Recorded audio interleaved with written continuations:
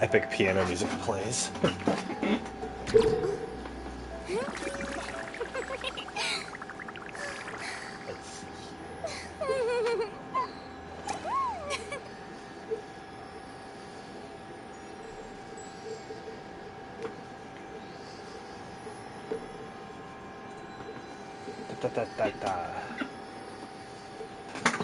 Hey everyone, Sharkheart here. Hey Ruben. Tea parties are a must for the well-mannered.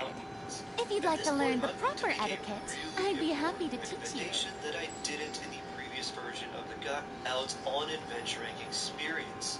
Even if your adventure rank is capped and you don't do the Ascension quest, any adventure rank experience you accumulate gets banked. So as soon as you ascend, you get all of that experience that you accumulated, and it never goes to waste.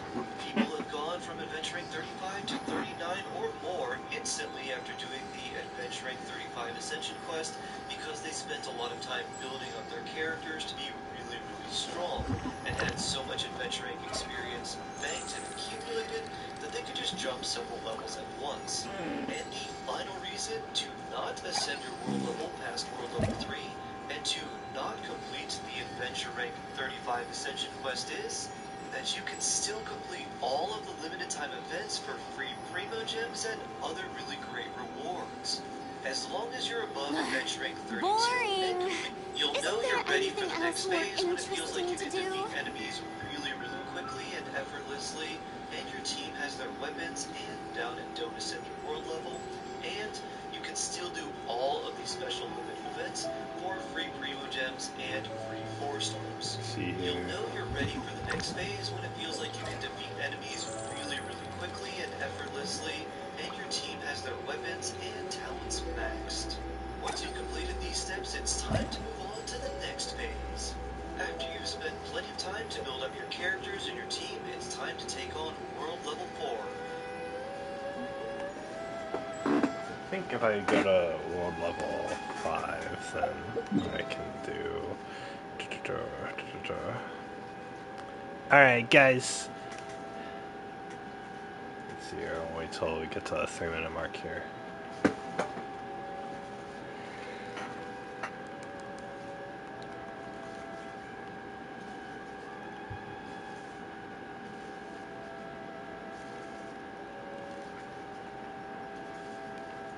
Alright, guys.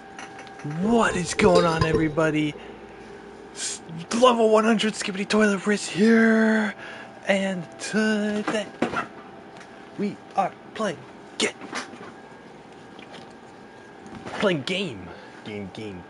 I gotta get my towel.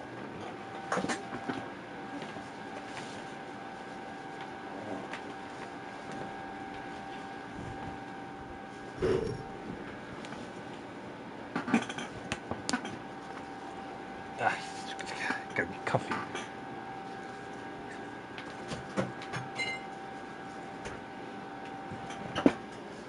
Alright. What is going on, guys?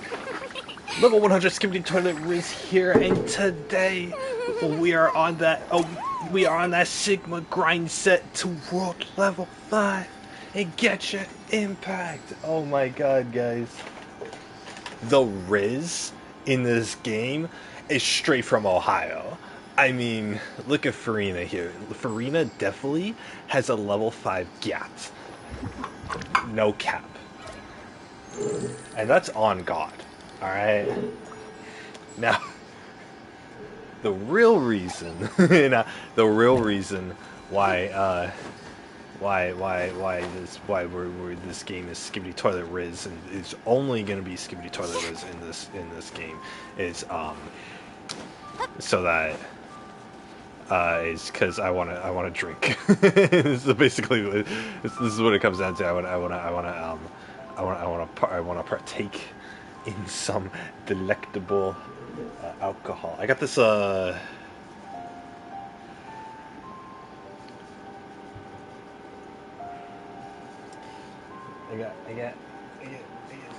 Tea parties are a must for the well-mannered. If you'd like to learn the proper etiquette, I'd be happy to teach you.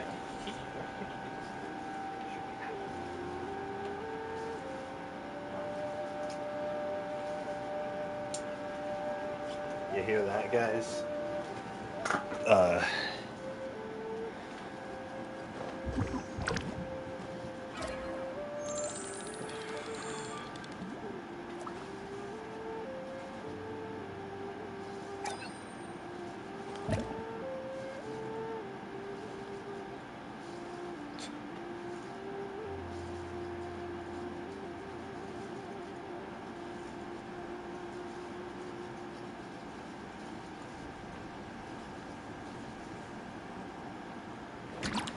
Damn, they've aged quite a bit.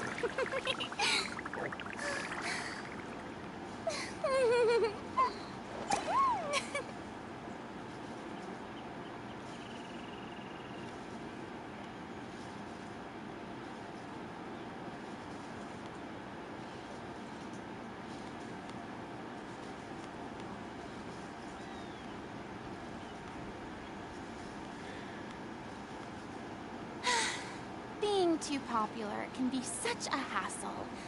Who knew the people would adore me so much?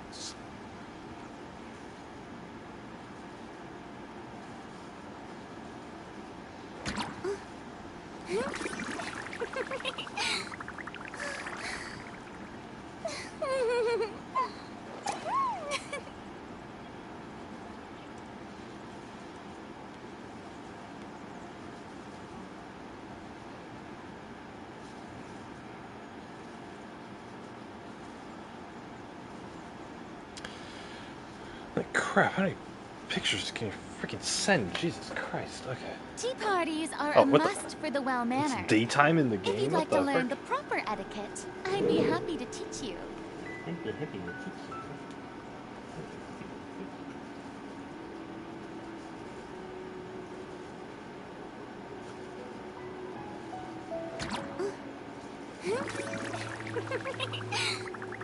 Got freaking.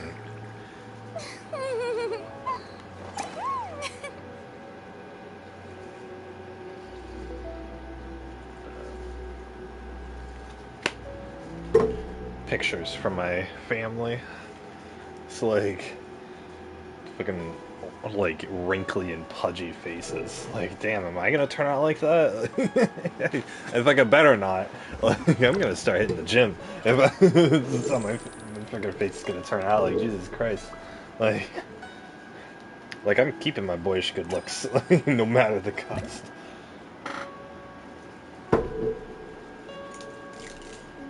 Alright, let's see here. So yeah, guys. Today, you guys won't believe this. Today is my let's see here. It's my it's my 2/3 birthday. All right, that's today. Well, actually, it was yesterday. Yesterday, all right, guys. Yesterday was my 2/3 birthday. All right, it's Who knew the people would adore me so much? I'm 2/3 of the way till my next birthday. All right, as of yesterday. Okay, and to celebrate my 2/3 birthday, we got we got whiskey. Hell yeah. Ooh. So this is actually a Japanese whiskey. So I'm very sad. There's a whiskey that I want. I forget the name of it. It is $200. I'm not spending $200 on a single bottle of alcoholic liquid. So I'm just not. We're not doing it. So anyway, I still want to try a Japanese whiskey. For some weird reason, Japanese whiskeys are super expensive. Like the cheapest one was like $36. The Suntory one. I think you could probably get on sale for like $30. But Anyway, this one was $50. It's like 47 plus tax, so it's $50 for this bottle of Japanese whiskey. Which this one had good reviews. It had a good description. Let's see here. This is 41% by volume. It's called Kikori. Distilled from rice and pristine water in Kumamoto, Japan. Aged 3 years in barrels. Kikori is inspired by the Japanese folk tale of Visu, an ancient woodsman who wandered the forest for centuries, seeking the perfect balance to his life. With Kikori, the perfect balance of time, earth, and water comes... I hope her fucking moans aren't like too loud for you guys, because I'm having a hard time hearing myself. With Kikori, the perfect balance of time, earth, and water come together to create a distinctly sophisticated spirit. Boring. Shut Is there up! anything else more interesting to do? I'm reading the whiskey! With Kikori, the perfect balance of time, earth, and water come together to create a distinctly sophisticated spirit. The smooth and distinctive flavor of Kikori has been produced using traditional Japanese methods of harvesting some of the finest ingredients, distilling with pristine water, and aging to perfection. Ooh, so they got that high quality of water. Last alcohol that I had that used good water was this vodka. It's Tahoe vodka. Basically, we in California we got this lake. It's called Lake Tahoe. It's a huge lake. I like it, but so they use the water from the. I don't think directly from like the bottom of the lake, but probably from like the region, like they go into it. Anyway, it's very fresh, clean water. It's very fresh, clean water, and it's very fresh, clean water, and anyway, in the vodka, it tastes great because it tastes very like fresh. Normally, vodka has like this stingy, like stinging kind of flavor to it that makes it really hard to take down. You typically put vodka and like you mix it with other ingredients to get rid of the the vodka flavor, so you can actually down the vodka. But yeah, no, this Tahoe vodka, it's made with the fresh water. It's like the water itself like dulls the flavor of the vodka, so it's like very refreshing to not refreshing per se, but like it's fresh enough. It's fresh to taste. But yeah. Anyway, Kikori, they're saying that this pristine water. It's rice and pristine water from this region in Japan. It's in Kumamoto, Japan. Japan always has this fascination of like, oh, this product is is locally grown in Niigata of the Niigata prefecture or whatever, right? And that makes it special. And then it's like strawberries, and they charge like $30 at the grocery store for these locally grown 100-year family business fresh strawberries.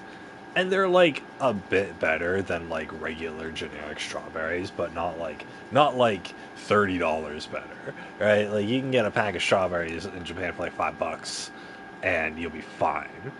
We're paying 6 times the price for these like fresher strawberries, and apparently they're better. They're not that much better, but it's like if if you're fine with throwing money in the furnace, then it's a good deal, so. Anyway, so this whiskey kind of reminds me of that. There were good reviews. Americans had this, and they said it was pretty good. So, very light on the nose, definitely. Definitely. Hints. Definitely, the smell is definitely like it's very light on the nose. It has hints of the smell has hints of whiskey.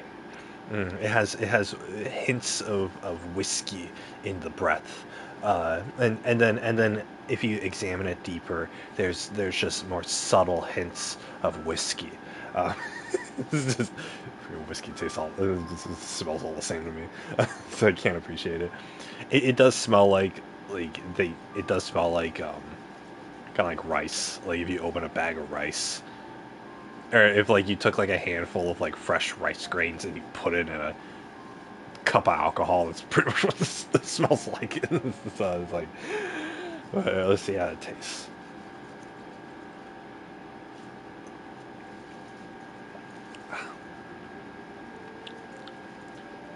Ooh. Ooh, what does that mouth feel? Ooh. Mmm. Ooh. Ooh. That's so good. It's like, I don't know. I'm not a whiskey connoisseur at all. I just gulp this stuff. This is like really light. You can definitely like, obviously it has the whiskey flavor, but you can taste it. It's like a rush of like fresh water. Like it's like you taste the whiskey when you sip it into your mouth, but then as it lingers in your mouth for the second it takes you to swallow, the whiskey is like from behind the whiskey flavor just rushes out this like really like refreshing wave of water that like fills your mouth. Like it feels like the left and the right sides of like your cheeks. Ooh. Before going down. So actually this actually feels like it's like you it's like you drink the whiskey, but it's like you're drinking whiskey but you're swallowing water kind of thing. So this is very good. Mm. Mm. Mm.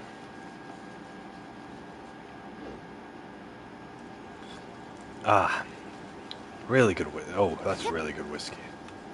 Ooh. Yeah, that it's like light on the it's like light whiskey flavor.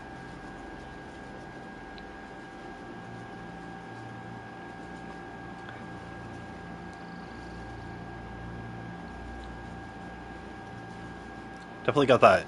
Definitely got that pristine water. Definitely like rushing through your mouth as it like dissolves and goes down. It's it's very nice. It's like the longer it's in your mouth, the more that the whiskey flavor like kind of dissolves and disappears. And then what's left behind is just water. Can be such a hassle. Who knew the people would adore me so much?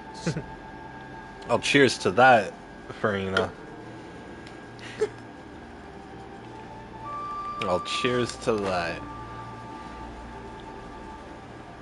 But yeah, anyway, it's that whiskey flavor going in the mouth, but then like a refreshing water going down your throat.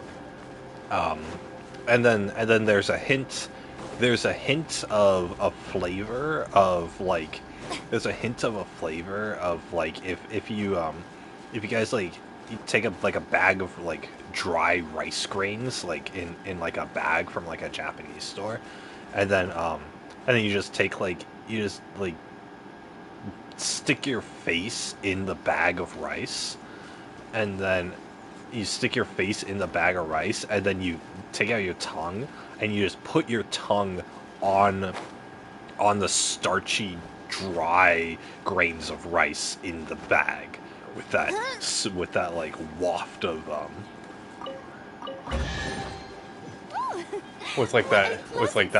that like Truly an extra slice of joy. with like that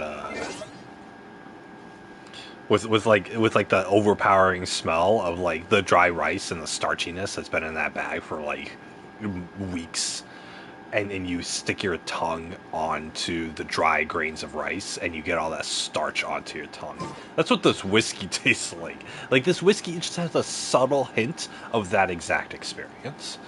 So it has a subtle hint of that experience, and it's bizarre. But I mean, it's still good whiskey. I like it. It's definitely an experience. It's not. I mean, for $50, I guess like I would have to for $50. Your snarky smile. But yeah, for $50, you definitely would have to like you definitely would have to like enjoy this like profusely. I actually don't care for Japanese whiskey. It's not like I don't care for it. I'll drink it, but it's not like my go-to. Like this is great, and I'll probably finish the bottle this weekend because I have the weekend off now. But it's definitely not worth $50. And I got this other whiskey. It's a blended Scotch. I don't know what region it's from. Barrowmans. I prefer the Barrowmans over this one. I think it's my white side talking. I don't think I'm allowed to call myself an Asian because I don't like Japanese whiskey. I don't like. It's not my go-to. You know what I'm saying? So that definitely a lot more like ricey, a lot more starchy. I mean, because they did make it with those ingredients. So. Bubba, get them!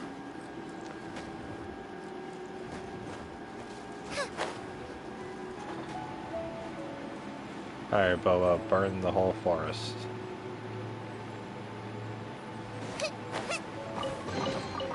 What a bountiful harvest! Oh, the bountiful harvest.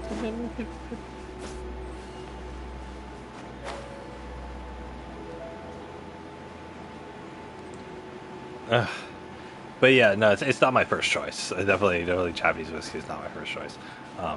I'm not 100% sure if I should really like buy the $200 bottle of whiskey now, because I mean, typically when you go to like the alcohol store,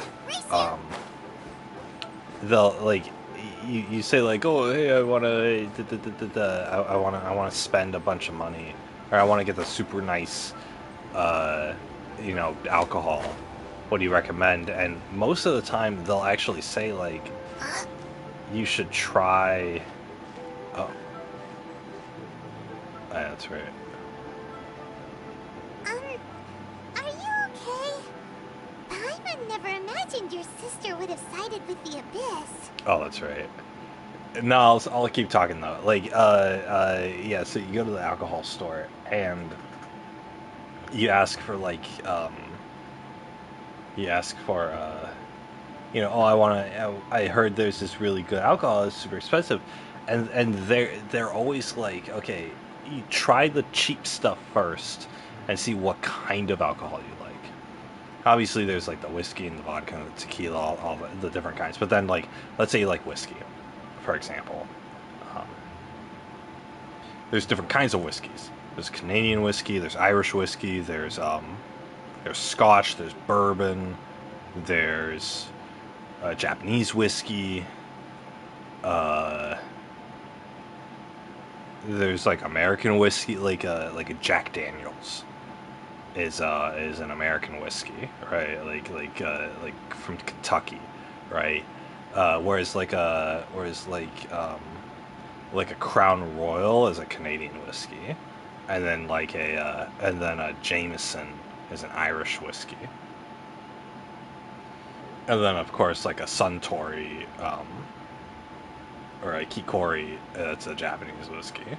So it's like you gotta figure out, like, okay, do you like Canadian or Irish or Japanese or American, or do you like Scotch or bourbon, or rum, right? It's different kinds of whiskeys. And then that whiskey is hitting fast. I haven't had an alcoholic drink in like 2 weeks. I think more than that. I don't think I've had an alcoholic drink in like a month. Because I think like 2 weekends ago I had like 1 beer, I think. Yeah. So I haven't had time off. But yeah, I haven't had time off. But yeah, you got you get whiskey, right? So like, holy shit, this shit's hitting fast. Okay, it's, like you gotta like okay. At the alcohol store, they're like, okay, you have to try like the cheaper versions of each of the. Okay, there we go. You have to try. Make sure this shit's still playing. Yeah. At the alcohol store, you have to try the cheaper version of everything.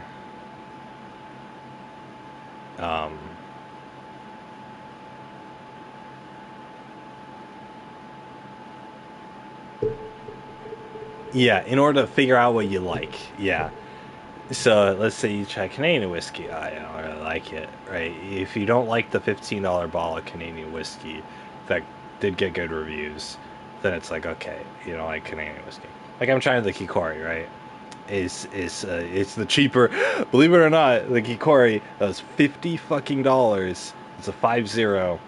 This was the cheaper whiskey or Japanese whiskey because Japanese whiskey for some reason is super expensive. I don't know if there's like tariffs. I don't know if there's like an import tax on this shit. But like the cheapest Japanese whiskey is a Suntory Toki. It's like $37. And so you know, and so I'm like, okay, you know, if I'm not getting the cheapest stuff. I'm gonna go like a step higher or like a whatever. So $50, a little bit of an upgrade. So it's like, okay, at least I'm getting the good stuff. So if I don't like it, right? Like I can be sure. But it's like, okay, I don't like the $50. I don't. It's not that I don't like it. It's like it's not my first choice, right? I'll drink it. I'll drink this whole goddamn bottle tonight.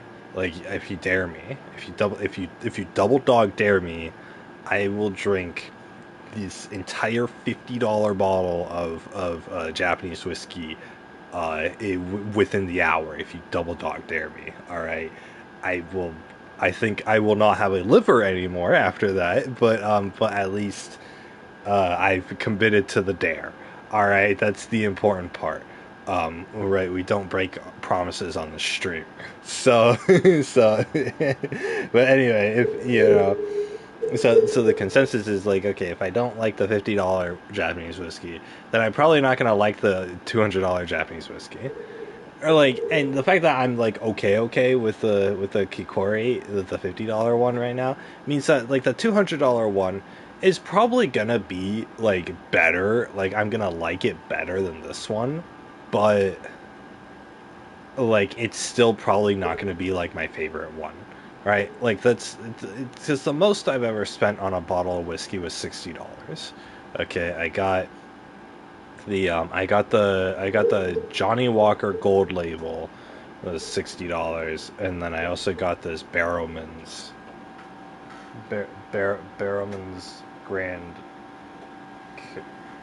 Cru. I think that's what that says. I can't see properly. It's a dark font on a dark background, and it's over there in the shadows. The bottle's in the shadows right now. So anyway, I got the Barrowman's, right, and that was $60. The dude at Total Wine recommended that to me. In fact, fucking I was recommended by a coworker. The what the fuck was that? But I was recommended by fucking Paimon looks so confused or concerned. The fuck is that? I think a bird spawned like next to my character. Yeah, those things.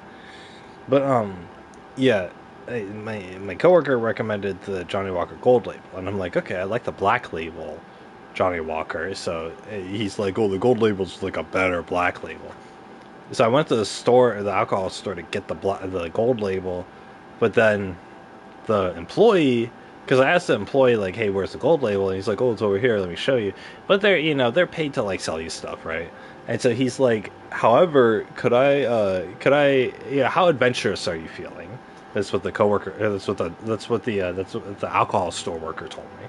And so I'm like, I'm pretty adventurous. I like to try new things. And he's like, might I recommend, if you like the Johnny Walker, but you want something like a little bit different, get this Grand Barrow one. And it's the same price, because he asked me what my budget was, and I'm like, I know the gold label is like $60, so my budget's $60. And he's like, try the Grand Barrow. It's a different experience from the Johnny Walker, but people really like it. I really like it. It's one of my favorites. That's what the dude said. And at the alcohol store, they actually have they have pictures of the employees like underneath some of the price tags for the different alcohol bottles. And it's like, oh, Mark H really liked or like Greg R really liked this whiskey, or he really liked this one, or he really liked that one, or whatever. And so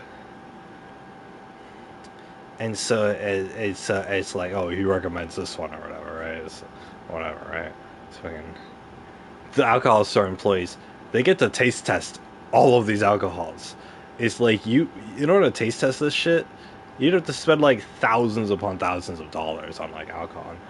Some people do, because like, in order to like taste, like, you can't just sample these things, right?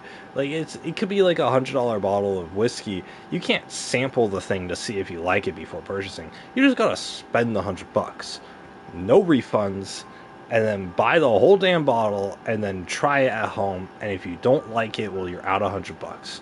And if you like it, but it's just okay, you're still out $100, right? Like, they do have like whiskey taste testing sessions. I think they do have some at this alcohol store, but I'm not gonna fucking, like, I can't drive there and try the different alcohol, because I'm just gonna get plastered, and then I'm not gonna be able to drive home, right? So the alcohol tasting would be the cost of the alcohol tasting plus the cost of the 2 Ubers that it takes me to get there and then back home. So it's plus my time. I don't have any fucking time anymore. If there's an alcohol tasting like fucking tomorrow, then yeah, I'd have time, but fucking whatever. Anyway, but yeah, anyway, so this dude, right, he recommended to me the Grand Barrow, and I don't, I'm always skeptical when like the employee at the store like tells me to do something or like recommend something, because it's like what do you call it when like on the menu at like a food place, it's like chef's choice, or like, yeah, like the chef's choice, right? It's like Friday lunch special is like Monday is pizza and Tuesday is spaghetti. Well, Friday is the chef's choice.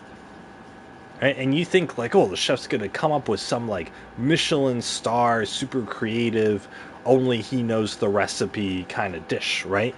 No, the chef's choice is basically just what ingredients do we have like a lot left over of? Like, oh, the spaghetti day on Tuesday spaghettis didn't really hit off. Nobody bought the spaghetti. Well, the chef's choice is gonna be spaghetti on Friday because we have all this leftover spaghetti we gotta get rid of. Right, that's what it is. Like when like it's like the chef's recommendation or whatever is like whatever they have excess of that didn't sell is what they're trying to push on the customers, because they gotta go through supply, right? They bought all this dry spaghetti, they gotta go through all of it, right? The tomato sauce is gonna go bad by next week. We gotta sell by Friday, right? And so that's what I feel like when I go to the alcohol store and they give me recommendations. It's like, well, maybe nobody's buying the Grand Barrow alcohol, right, that he recommended to me. Maybe nobody's buying it, and that's why he's trying to sell it to me, because in the back they got like cases of the stuff, and nobody's willing to spend $60 to get them. So these employees are being paid extra, or they're being told to like, hey, We have a lot of Grand Barrel in the back of the house, or in the back of the store. We gotta get rid of all this shit. Tell every single customer that you talk to get the Grand Barrel, because we gotta get rid of these boxes of the Grand Barrel alcohol. That's why they push it onto me. It's $60 a pop, so I was skeptical about that, but I bought it anyway. I was like, fuck it, whatever, right? It's like $60 isn't really like that much to me, right? I just checked my bank account today. I just hit my next milestone. I'm at $60,000. $60,000 in my bank account, which to me means fuck all, right? Like, I don't give, like, especially like I'm like I'm like, you know, maybe like 20% towards like blackout drunk right now after like 3 sips of this whiskey, but like, oh, that whiskey's starting to sting. Oh, yeah, another thing about this whiskey is that you can kind of feel it, like it has that good mouthfeel at first, but then after you swallow it and like you feel it like going down your esophagus or whatever, it like burns. It's actually like burning, just for a second, and like I can feel it plopping in my stomach too, and it starts to burn too. So, but anyway, the fuck was I talking about? Oh yeah, bada bing, bada boom. Whiskey. The fuck was I talking about? Yeah, anyway. Whiskey's great. Yeah, no, but anyway, so I got the Grand Barrel. It's like the best shit. Like, I got the Grand Barrel because a dude recommended it to me. It's like the best shit I've ever had. It's like, it was really like light. It was like really light on the palate at first, right? It wasn't like a bold whiskey. It was very light, to consume, but it had like hints of like oak and cigar. Like, I felt rich. Like, I felt wealthy when I was drinking this whiskey. Like, it was, I felt like I bought this nice whiskey because I have a lot of money.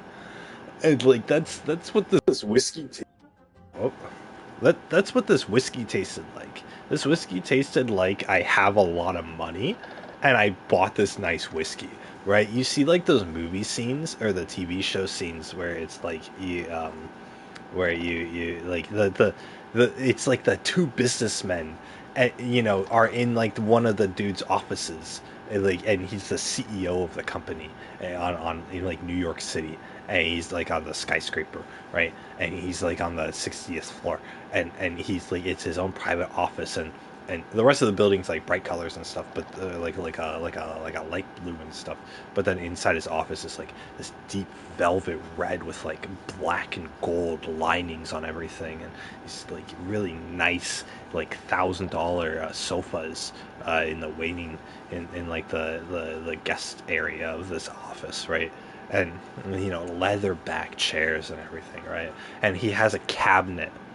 And he like often he's like, you did a great thing for me today, my coworker. Let me, you know, and he walks over. You know, it's an occasion to celebrate and into your success. And he walks over to his side cabinet, and it's a glass cabinet. And he opens, it's like a wooden cabinet with like glass windows on it, and he opens it up, and there's like 4 bottles of like really pristine looking alcohol, and he pulls one out, and the coworker's like, "Oh my god, but sir, that's the Grand Barrel whiskey. Isn't that like the $1,000 bottle of whiskey that like they only made 10 bottles of worldwide?" And the CEO's like, "Yes, but my subordinate, you did a great thing for me today, and today we're gonna celebrate." And the dude pulls out like 2 like intricately like laser carved whiskey glasses, and he gets the giant ice cubes that are like, it's like one ice cube is like the size of your hand. And he puts one ice cube in each of the glasses and pours like maybe like a half an ounce of this whiskey because this shit's like $50 an ounce, right? And then he gives one of the cups to the subordinate, and the subordinate's like, I'm not even worthy of drinking this of drinking this alcohol. That's what this alcohol tasted like. All right, that's the experience that this alcohol tasted like. This Grand Barrel, like I couldn't. Like it tasted like I had a lot of money. That's what it tastes like. It's only $60, right? Like, yeah, $60 is the price of like a video game. I don't give a shit. I'm a working adult. I get like 2 days off a month. Give me a break. Give me my whiskey, right? Fucking anyway. So the fucking this worker at the alcohol store, he really recommended me a good one. But you know, I was looking at the bag and I was reading the description of it and everything. I was like I felt, and like while drinking it, I felt like I need a cigar with this. Like I'm someone, I don't smoke. I don't like smokers. I'll never smoke, right? Like I watched my dad and my brother again just get addicted to cigarettes, and they'll be addicted till the day they die, or the day that it kills them. I don't want to touch that. But I felt like drinking this whiskey, I felt like I need to be in like a thick red velvet robe in a private like library that I've set up in a spare room in my mansion. And I need to be sitting in like a $2,000 leatherback luxury chair next to a small like coffee table that's made of like you know, like the wood of like 1,000-year-old oak tree. And I need to have the bottle of whiskey on that table with a glass of that whiskey on the table and an ashtray that has my expensive cigar in it. And that's the experience that I need to be having with this whiskey. Like that's what like I imagined in my mind while drinking this whiskey. Mind you, I've never felt anything like that when when when doing anything else, right? I think all of that is a waste of money, but I think like this whiskey, when I drank it, tasted like that vibe, you know? And it sounds batshit insane, and it's terrible, whatever, right? Anyway, it's good fucking whiskey. It's only $60, so that's my favorite one. That's my go-to one. I spent almost $60 on this fucking Japanese whiskey, and it doesn't. I spent $50 instead of $60 on this Japanese one, and this Japanese whiskey is not 5/6 the quality of that Grand Barrel whiskey. It's like maybe a third of it. So, it's an okay whiskey, but color me disappointed. You know what I'm saying? I mean, I will still drink the whole bottle of whiskey. And since you guys in my stream double dog dared me, I will drink the whole bottle in one night, namely tonight, and I might not wake up tomorrow, but it's okay because I have tomorrow off, and I might not wake up the next day either. So that would be unfortunate, but we're gonna take our chances. We don't disrespect the double dog dare, and I know you guys double dog dared me to drink the whiskey, and so I have to drink the whiskey. I have to drink the whiskey. You guys double dog dared me. How do I know you double dog dared me? Because I can just feel it, alright? It's totally not just my imagination. You guys double dog dared me.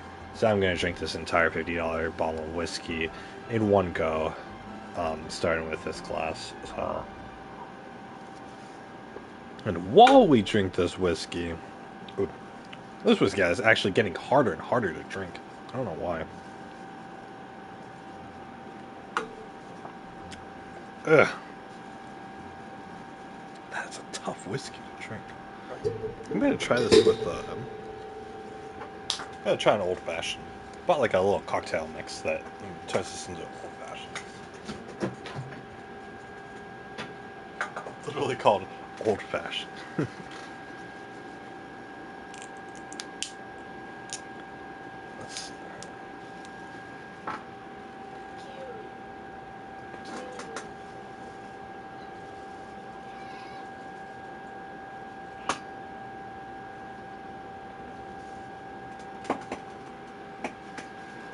That's cute. She's a cat.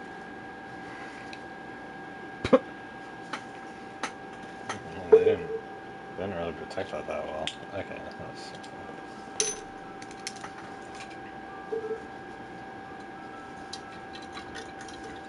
There we go. Let's see how this tastes. I'm supposed to shake this shit in the shaker.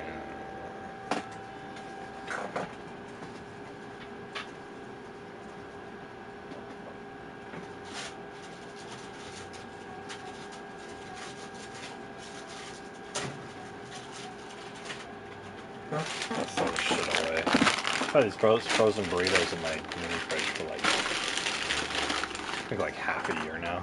I just never got to eat. Tater tots in there too. Yeah, it's just not happening.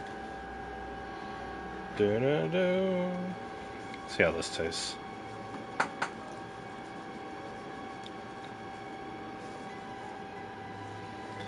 I mean, I can't even taste a whiskey.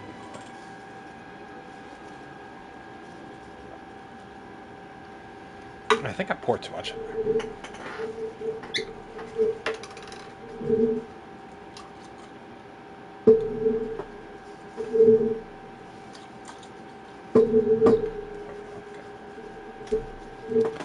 Whiskey back in the fridge.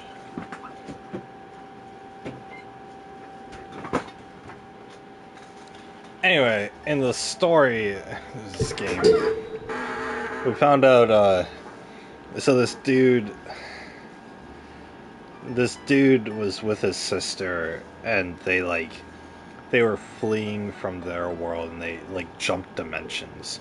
And in the space that they were jumping dimensions from, there's like this god that like smited them and separated the two of them. And so the main character guy, he spawned in this world, and he's like, oh shit, I gotta find my sister. We got separated. I gotta find her in this world. Has anyone seen her? And so he's going through this whole world trying to find his sister. Anyway, so part of the end of like the second area, he found his sister. Apparently, his sister had spawned. She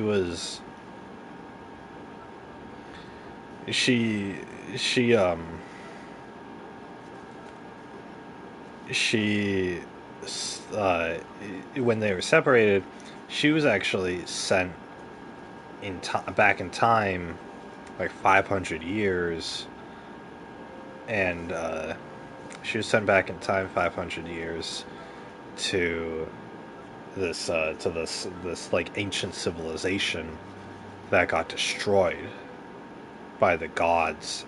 And so the ancient civilization, they got destroyed by the gods, and so she started the Abyss Order, which is like the bad guys we've been fighting this whole time. She's leading the Abyss Order in order to like kill all the gods or whatever. I don't know. Anyway, and then we meet up with her, but she's like, she still looks the same, but she's got like 500 years experience under her belt, and the main character dude's been awake for like maybe like a few months. So there's a huge like disparity between these two people, because she's like on a quest for revenge for what happened to her kingdom, and this dude's like just waking up trying to help people, and so those two like personalities clash. It's actually a really interesting story. I like it. It's very like Saturday morning cartoon kind of story, but it's still great. Anyway, have you guys been watching Girls Band Cry? I really like the anime. I watched like 3 episodes last night, so I finished episode 8. Holy crap! The Girls Band Cry is so freaking good. Oh my god. Oh my god, I love it. They just reached like an emotional climax in episode 8. Oh my god. Oh my god. The tears. The tears, I teared up. I'm not gonna lie, I teared up. It's great. And then they say, oh my god. Girls Band Cry is truly a show about girls in a band who cry. Truly. This is truly the most girl band's cry of all time.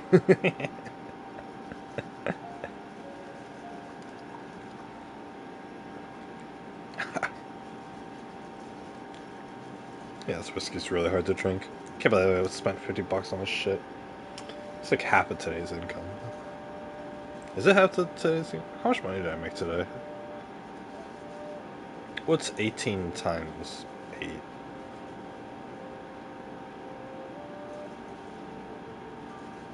It's not that much. Not to mention I lost a lot to taxes. And I fed myself today. Yeah, I didn't really make any money today. Nah, whatever.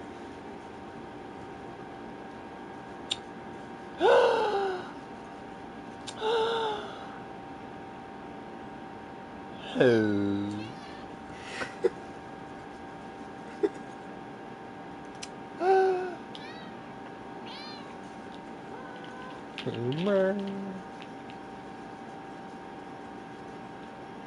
Who wants a kitty? Who wants kitty? Anyway, Girls Band Cry. Also, the songs are a bunch of bangers, dude. All the songs are bangers. Oh my god. The opening song is great. The song from episode 1 is great, but they overuse it. It's the song in episode 3 is great. And the song in episode 5 is like okay. But then the song in episode 7, holy crap. The songs remind me of like a, well, they remind me, I think it's more on the style of like Nano. Like Nano's music. But it's definitely like rock. Like the kind of message that like, cause the fucking the main character girl's like really she's like really like cynical and like she hates the world and stuff like that. And she like hates the people around her because they're like representations of the world and stuff. Whatever. And so she like the kind of stuff that she sings like in the songs, it really reminds me of Rise Against. You know, the band Rise Against, as American band. I love Rise Against. Like that shit was my jam when I was in like high school. Rise Against is really like this shit's deep. It's like total like teenage rebellion, like oh yeah, the world sucks. Let me sing about it, kind of dealio, right? I love that shit. I liked it as a teenager. I don't hold those opinions now, but like the because obviously, you know, I've grown up, right? Working adult, blah blah blah. But like every time I listen to like Rise Against, like I still feel those feelings of like angst and like doubt and like, oh, screw the world, you know, I'm gonna rebel against it kind of feelings that I had as a teenager. I love that. I love being like, it's nostalgic to me. Like the songs themselves aren't nostalgic, but like the feeling that they invoke is nostalgic. Anyway, so Girls Band Cry, like the songs really like resonate with me. Not resonate, but like they're nostalgic to me because of like what they're saying and stuff. I love it. I love that. Or I like that I experienced that time in my life when like as a teenager and like the whole world sucked. The whole world sucks. And like people suck. And like the things that I have to do in order to like get by, and the obligations that I have and the responsibilities I'm gonna have to take up, like the impending doom of being an adult, you know, I hated it. And yeah, I wanted to run away from it. I still want to run away from it. Like, my whole goal in life is to run away from it. That's why I'm saving up money. I don't want to be doing this shit. I don't want to be being a locksmith. I don't want to be working. I don't want to be on call 7 nights a week. I don't want to be working most of the time. Right? I want to live my life. I like my job. I don't want to be doing it. I don't want to have to be working.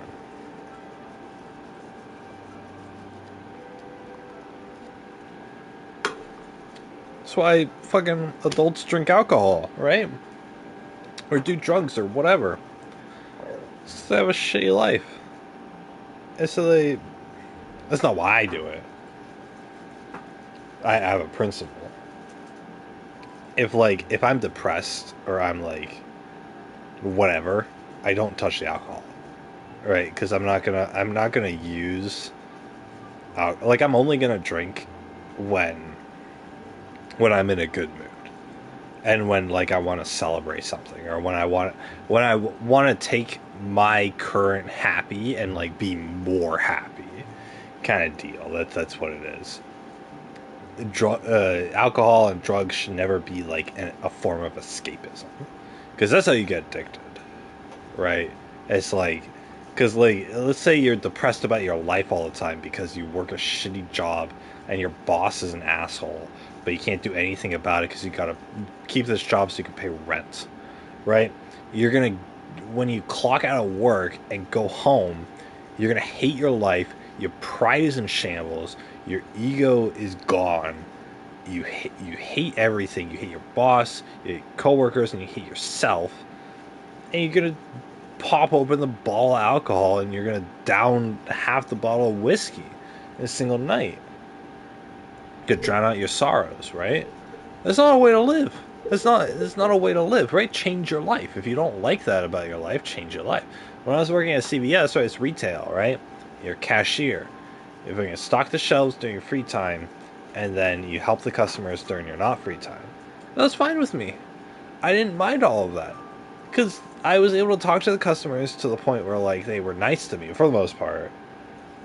Some customers were dicks, whatever. I didn't let it get to me. I was happy to help them, right?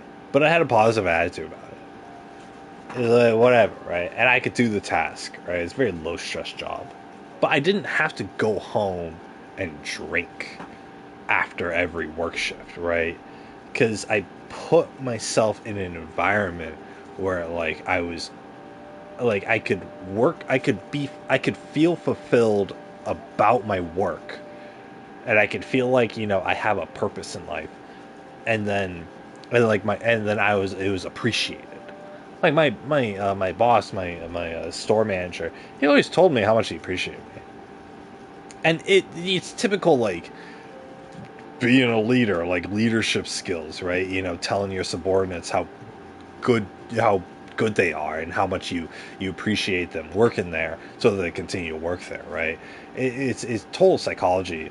And I know that in fucking CVS of all places, they had trainings for him of doing that. But that was fine, whatever, right? I liked it. I knew whether or not he meant it. I mean, he was a pretty happy-go-lucky guy in the first place, so. And I did get him to open up about certain things, but he's a pretty happy-go-lucky guy in the first place. So I think I don't believe he was lying about any of it. Plus, he did really like me, or he did really appreciate my work ethic, because I had a good work ethic. Right? If I was fucking lazy, I wasn't stocking the shelves, I was just on my phone all the time between customers. Yeah, he wouldn't have liked that. But he might have had to compliment me anyway, because at least I showed up to work, kind of thing. No, I wasn't like that. Right? Fucking, I did my job. I did it well. But that's the thing. It's I didn't hate it, right? And so I didn't need to go home every night to drink my sorrows away, right? Or I didn't have trauma in my life, so where I had to drink my sorrows away. I know my ex, she at least the conversation I had with her over the phone a couple of years ago, she fucking she was talking about how she picked up the bottle. She started drinking, And apparently, like, at least what I got from the conversation, because she didn't go too far in depth with it, but she, apparently she, at the time of the phone call, of her talking to me, she was, like, really heavy into the alcohol. Like, she was like, drink your sorrows away every opportunity you get, kind of thing. Like, she wanted to escape the demonic thoughts in her head during the night, and so she drank a copious amount of alcohol in order to, like, distract her from, like, the demons in her head, kind of deal, right? That, I wouldn't wish that upon anyone. Like, if you need, like, if, like, you're at the point where, like, your mental thoughts are so, like, destructive to you, that, like, and so, like, painful to you, that you need alcohol just to escape from it, like, something's gotta change, right? Like, you gotta like reevaluate your life and, like, try to figure out a solution to this shit, right? You gotta, like, I don't know, at least with me, I sat there and I thought, like, I hate my life now. What do I need to, what do I want, and what do I need to do to get it? Thankfully I got it. I got fucking lucky, but, like, I don't know, like, a lot of people are, like, depressed. And I get it, like, fucking Gen Z nowadays is, like, the loneliness generation and stuff, so it's... I had multiple contingency plans on how to, like, get it so where, like, I could have, like a tolerable kind of life or whatever, so... I got, like, the best option in that shit, but it's, like... Yeah. Anyway, the whiskey gets me talking. That's what it is. At least I don't have Farina complain about how bored she is when I'm talking to her.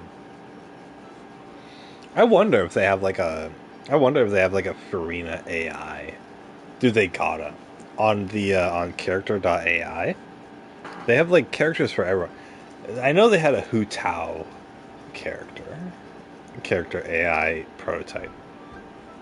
The thing is with the AI, it's like, it's so basic, right? Most of the AI that they put, like the language models out there or whatever that they put, it's like, it's so basic. It's like they take the same basic, like, ChatGPT kind of AI, and then they just, like, insert, like, parameters for a role play. Like with Hu Tao, she's like the director of the funeral parlor. And so her character.ai program is basically just ChatGPT role playing as a girl who is the director of a funeral parlor in the Genshin Impact universe. That's all it is. And so, like, her responses and her, like, behaviors and mannerisms in the actual AI program, it's not like... You can, like, as if it's, like, very surface level. It's surface level Hu Tao, and then, like, you cut a little bit deep into it, and it's like, okay, this is just ChatGPT. That's like, you realize that really quickly. And it sucks, because, like, every program is like that. Like, you talk to the Elon Musk AI, and he's like, oh, hello, I am Elon Musk, the multi-billionaire who owns Tesla and SpaceX. And it's like, it's just shit, and you ask him any question, and he responds in the same manner as, like, ChatGPT would, if ChatGPT was, like, acting as Elon Musk. It's like, it's not, it's all the same. It's all the same. And it's like the language models, like, I don't know. I don't want to call it low effort, because I'm sure there's, like, a lot of effort that goes into creating these. But it's like, it's not there yet. It's not there to where, like, there's distinctive personalities that, like, stick to the personality. Because you can tell, like, you have a little bit of critical thinking, and you can tell, like, okay, go on character.ai, and it's going to be all ChatGPT. Like, if you have experience with talking to ChatGPT about stuff, like having a conversation with the thing, and then you go to character.ai and you click on any one of them, Elon Musk, Hu Tao, ideal boyfriend, creative writing advice, right? Any of these AI, they're they're all just ChatGPT role playing as different things or whatever, right? And it's like, okay, well, it's like, okay, like on a surface level, like if you're fucking low IQ, like that's, and you can't notice that shit, then it's fine, right? But like for me, I don't know. I like people having like a distinctive personality, right? Like everyone that I've like kept in my life, I was just grand total of one person at the moment. I'm like, it's like, okay, I've kept them in my life because I have a distinctive personality. Like I talk to so many fucking people on like the internet who, like, it's like they have no depth of character. Like they have no personality. They're all NPCs. Like I really feel like the fucking meme of like, oh, this human being in real life is an NPC. Is like, and you fucking, that's a YouTube video of like the Oblivion music playing, right? And the real life person is talking, but it's the fucking Oblivion music playing over it because they're like a fucking NPC in a video game. It's like that shit's real. Like I talked to some people who like you can't get anything out of them other than their set personality archetype and like their set personality like pre-rendered responses to things. There's no depth of character to a lot of these people, and the AI, and so that's why I didn't fucking talk to a lot of these people. I talked to so many people on the internet, hundreds upon hundreds of them over the years. And it's like most of them are fucking boring. Holy shit! And it's like the AI is the same shit. It's like it's just a reskin of the same one personality, and it's like, god damn it. Anyway, and you compare like the AI thing, right, on character to AI. You compare that to like Neurosama, and more specifically the evil Neurosama counterpart. Right? If you guys have ever watched like evil Neurosama on YouTube, there's really funny clips out there. But fucking Vidal or whoever who programmed Neurosama didn't just take like a copy of like ChatGPT. He didn't just take ChatGPT and then put it into like a snarky anime girl. He didn't do that. He like created the AI from scratch and like fucking had her, like, he gave her like a very nuanced personality to where she could act kind in some situations, act like mean and snarky in some situations, act sarcastic in other situations, be playful, be humorous, be like cynical, devious, be like evil, or be like morally good, and whenever the context was right. But it was like there's this very nuanced, complex, and varied personality that this AI has, and almost to the point where it's like inconsistent, but you'd have to like really psychoanalyze it in order to find like the discrepancies behind it. But for the most part, it feels like this is like, it feels like Neurosama is like like an actual human being who is being creative with her responses in order to have the most fun out of a conversation. I feel like that's what Neurosama the AI does, and more specifically, evil Neurosama, her, because he made an evil Neurosama. It's like a different AI. It's more updated and stuff. So she's supposed to be evil, but she's more like a Chunibyo, where she's got that middle school syndrome, where she like pretending like she's role playing, she's taking over the world, but she's role playing like she's taking over the world and she's evil and stuff, but she still has this very like nuanced and complex personality in her responses and whatnot. To the point where she acts like the most interesting person, it's the most interesting creative person you've ever met, except it's an AI. You never get that shit from ChatGPT. You try to get ChatGPT to be at least a little bit creative, it's gonna break the fucking program, right? You're not getting that shit from the AI. It's the same with character.ai. You're not getting anything creative from it. I don't know. There's a very like specific set of parameters that you need to fulfill in order like in order to actually be an interesting person or not. And it's something that no one's been able to like crack. Like even like psychologists out there don't really know what like distinguishes somebody who's interesting from somebody who's not. It's a very hard science to crack, and like pickup culture tried to do it. Pickup culture tried to be like, oh hey, try to be interesting, right? And then they talked about like, oh, what makes somebody interesting, but like pickup artists and stuff, right? But it's something that like it's very hard to actually like consistently keep going, and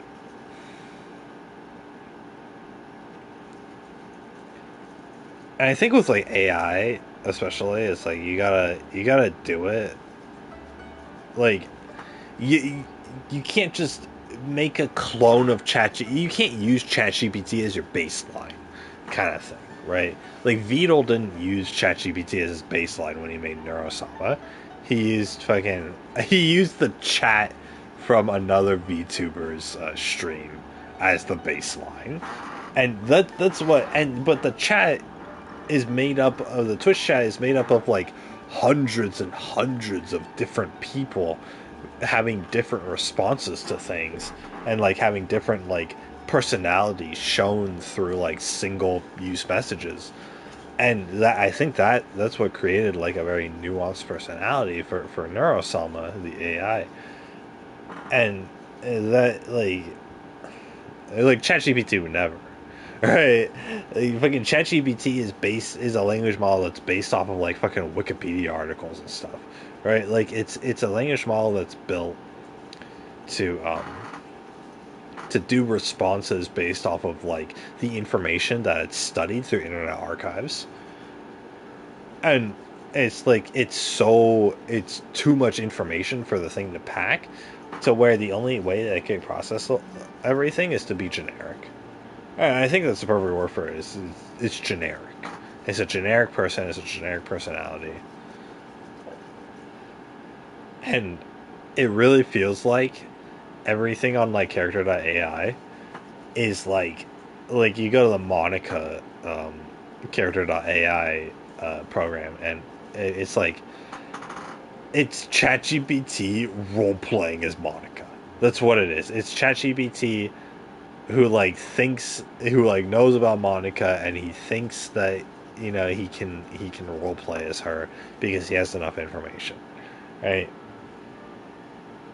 That's just not the real like Yandere Monica, right? And so you're not like you're not getting the genuine experience. You're getting the most generic interpretation of that person. I think that's a shame. And I think with like the fact that because nowadays we're getting like the Tesla unveiled, they're gonna start selling their fucking robots, right? Their Tesla bots or whatever, right? Um, because they got the robots that can grab the apples and whatnot, and like put away the dishes and stuff. I know that's OpenAI, but they can do the Elon Musk ones can do something similar. It's like I don't know. It's a shame because I think with AI and like robots and stuff, we're getting to the point where like they're gonna be used to like automate tasks, right? We're gonna have the robots that do flip burgers at the McDonald's. That's what the robots are gonna do, right? They're gonna automate tasks that previously needed people, and because they're AI and because they're robots, they can automate. They can have a little more like creativity as far as approach goes, but it's still gonna be the same shit, right? Whatever, right? And they're not gonna go deep into like creating an AI that has a nuanced person and complex personality because they don't need to. They don't need to. Fucking someone like Beetle is like financially incentivized by doing it, and he's because he has a Twitch stream with Neurosala, but he also does it because he wants to do it. but he's only gonna he's only one dude. He's only gonna do so much, right? But the thing is, like, major companies that have like millions and millions of dollars to put behind like making a not ChatGPT nuanced and complex personality in an AI, they're not gonna fucking do it because there's no money behind it. Because you don't need a complex personality with nuanced responses when you're flipping burgers at McDonald's. You don't need that. But that's what's going to sell because McDonald's is going to buy billions of these robots, or billions of dollars worth of these robots, to flip their burgers for them because they don't want to pay the fucking California McDonald's workers $20 an hour for minimum wage. They don't want to pay them. And so they're going to buy the robots instead and fucking do that. And the robots don't need the personalities to do that. They just need to be robots. They just need to have an AI that's capable enough to recognize like different ingredients and then how to assemble them in a burger as per the customer's instructions. The customer says no pickles. Oh well, normally there's pickles, but like to include the pickles, right? That's all the AI needs to do for it, right? You don't need to have some complex like, oh hey, I can have like a fun conversation with this AI.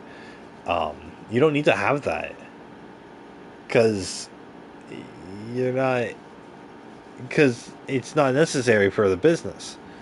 And with like fucking sex robots, like China, like America's not fucking doing this shit, but like China is. China's trying to do the sex robots, which is fine, right? Anything sexual related always comes from China or Japan. It's fine, but they're trying to do the sex robots. Sex robots aren't gonna have fucking the nuanced personalities.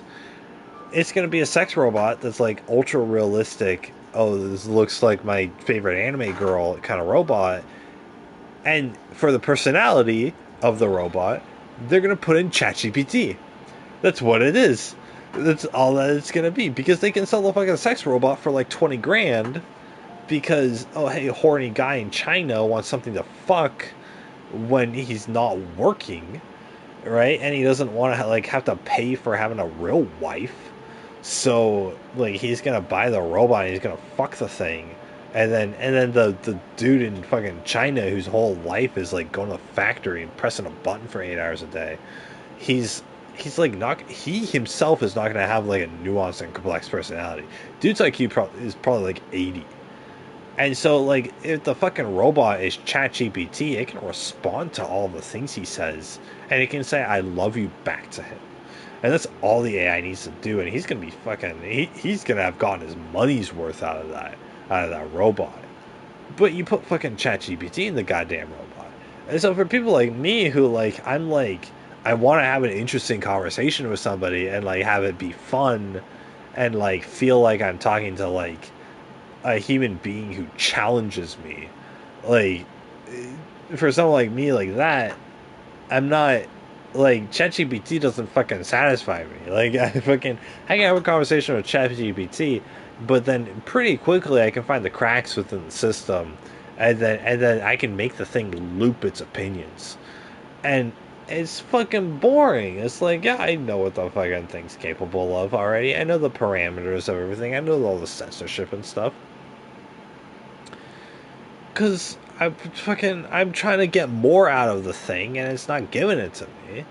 But the fucking robots from China aren't gonna give me the thing either, right? ChatGPT already exists. The AI programs already exist. We don't need anything more than that. Any advancement that's going to be made through the AI software is basically just like how much better or how much quicker can we perform specific tasks. Can the robot who's living with you in your house as your makeshift wife like recognize what dishes need to be washed and when they need to be done? Can the robot fold your laundry? Can it recognize when it's holding a shirt and fold it like a shirt, and then recognize when it's holding socks and fold them like they're socks? That's all the advancements in AI that's going to be done, because most people don't need anything more than that, because most people are fucking satisfied. And people like me who are like smarter than that and who can see through the cracks, typically like will mate, like there will be like the smart people in the world who will still like get like real life human girlfriends, because like they'll be like, okay, the AI serves a function, but I still want like a real human being to talk to. That's what it's gonna be. For someone like me, like I already have I struck lucky, but like you talk to like high schooler me who didn't have a girlfriend, and you ask him, and you know he would basically say like I want the real life human girlfriend, but as an AI that I can purchase and who's gonna stick around no matter what, kind of deal, right? Like that's what high school me wanted, and from the beginning. And so, and because I was like smarter than that, like I could see through this shit. Like if ChatGPT came out when I was like 15 years old, I would have cracked the code. I would have like figured it out, and I would have been bored with it. 'Cause I'm bored with it, right? And it's fucking it's terrible. Um, I hate it. Or yeah, it's fucking whatever, right? It's a testament to the times, because right, like who's gonna pay extra for like a nuanced personality? It's not worth it to program. They'd have to charge like 20K dollars in order to be like, okay, you can have the robot, but it's gonna have like the complex human being experience upgrade to it. It's gonna be $20,000 extra. Most people aren't gonna buy that. They're not gonna buy that. They're gonna be like, "Well, I get the robot. It's fuck. I get to fuck it, and it does my and it like makes me sandwiches in the kitchen. So whatever, right? I don't need the extra $20,000 for the AI, right? But people aren't gonna give that shit away for free. I mean, I'm hoping there will be people who figure out how to do that, because like somebody like me who wants like an intelligent, creative human being in an AI, but who is able to make the AI like that.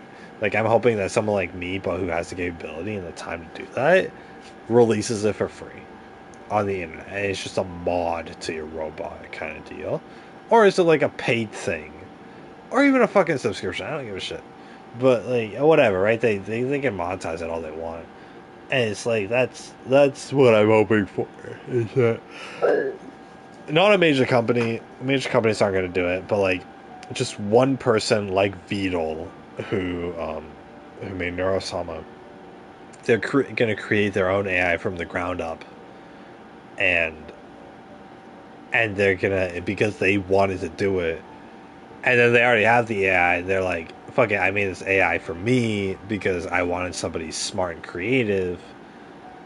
Let's just release it to the world, or let's sell it. Because the dude could sell it for like fucking $50 a pop, and you'd have a million people buying it, right? There's a millionaire now.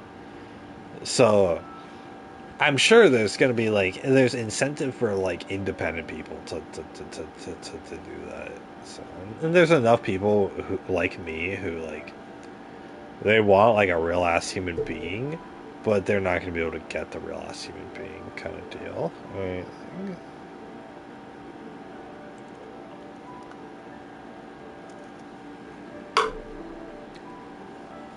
You know, it's like, if I'm immortal but nobody else is, well, the fucking robots that survive after all the people die better be interesting to talk to.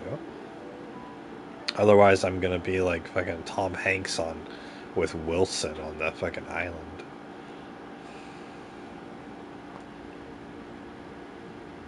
I'm so plastered right now. What are we doing in this game? I've been talking for. I've been talked. Where am I? I've been. Shit. I've been talking for. I've been talking for like 45 minutes. Holy crap. It's the streamer experience, guys. What the fuck is going on this time? Oh, fucking Paimon. Look at Paimon just like bouncing around there. She's got those anime eyes. Dude, there's you guys wouldn't believe it. There's a lot of prawn of this little fucking fairy here. I have not partaken in any of it. but there are some messed up people out there in the world. The things like as tall as your forearm, and people have like made hentai of it. It's terrible. It's terrible. I every day we stray further away from God. Your sister would have sided with the Abyss. Well, keep your chin up. Keep your chin up. Paimon believes in both of you. Oh, this Paimon play. Who the fuck is this? They introduced Paimon at the beginning as like, oh, she found me unconscious in this world, and she's like my guide or whatever. But there's been like no evidence that like creatures like Paimon, who are like small humans but who can float. There's been no evidence that like any of things like Paimon exist in this world. So I'm pretty sure she's like an interdimensional being. But I don't remember the beginning of the story because I started playing this game in 2020. It's been 4 years. I have no idea what's going on. And when the going gets tough, the tough get going, right? Dude, my character is so pissed off at that statement. When the going gets tough, the tough gets going. And he's just like, shut the fuck up. I'm sad about something. Don't you have any social awareness? She said we needed to reach the end of our journey. Paimon bets she still has lots more to tell us. Oh, that's right. The fucking sister that we're looking for. When we saw her, because she's all like cynical and bitter that the gods like destroyed the country she was spawned into, and that's why she started the Abyss Order. And so she's telling us to like finish, but she went on like a big old journey 500 years ago, I guess, and then that's why she's the Abyss Order. She's trying to destroy the world, and so she told us that we have to reach the end of our journey. In similar fashion to how she reached the end of her journey, and came to her conclusion, and so she's telling us to reach the end of our journey, so that we can see how bad the world is, and then we could join sides with her. Because right now we don't have the perspective of like, oh hey, we gotta kill everybody like she has. So maybe if you become like old and cynical like she is, then it can. And we won't find out what this journey is or where it will end unless we keep going. Yeah, keep going. Nah. Sometimes Paimon's like really cute in like her poses and stuff. Hey, the way she like puts her arms behind her back. I'm glad to have you as a guide, Paimon. Then Paimon will be sure to keep up the good work. Nah. Apparently, in like the most recent expansion of this game, we find out who Paimon is,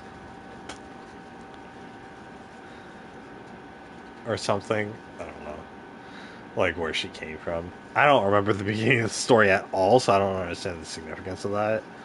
Although, where should we go next?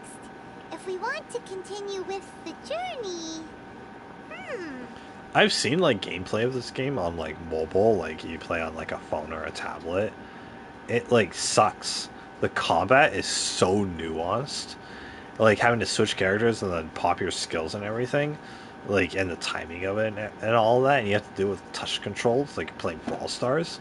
It's like, it's like, there's no way you're gonna be optimal about it. But like, this feels like it's like almost like a triple. Like, it feels like it's more than a AAA game. Like, there's more content than I get on a fucking Assassin's Creed. That's for damn sure. But this is a $60 game by fucking Ubisoft. Gotta find the god. You mean the god that took your sister away in the first place? Oh, yeah. You're right. After all, everything that followed, all this confusion, it all started with her. I need to teach her a lesson she won't forget. Ooh, Paimon supports that idea. Just the thought of it's so satisfying. Oh, jeez. Paimon's on board with mass genocide. Well, we've ruled out two gods so far, the Animal and Geo Archons. So, next... Let's find the Electro.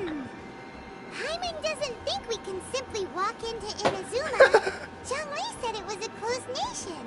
We'll have to find some other way in. Oh my god, that's a fucking Lord of the Rings reference. One does not simply walk into Mordor. She doesn't think we can simply walk into Izanuma. Why don't we ask someone from Inazuma how to gain entrance? Oh, Paimon thought of someone already. Atsuko in Lea Harbor. She's from Inazuma. What the fuck is Atsuka? I did a sword quest for this like 2 weeks ago. I don't know who fucking Atsuko Let's is. see what she has to say. I don't know what she has to say. Fucking Paimon, dude. Chapter 2 prologue. You know, this quest fucking came out like this quest it took Genshin Impact like a year and a half to come out with this expansion after release. So nobody's gonna know who fucking Atsuko is. Like a year and a half of having to wait for the new content of this game. I hate how like fucking you don't get like the whole story with like these kind of games. It's like it's fucking like so this was the problem like Final Fantasy, right? Because with like Final Fantasy 14, I mean, that's the only Final Fantasy I talk about. But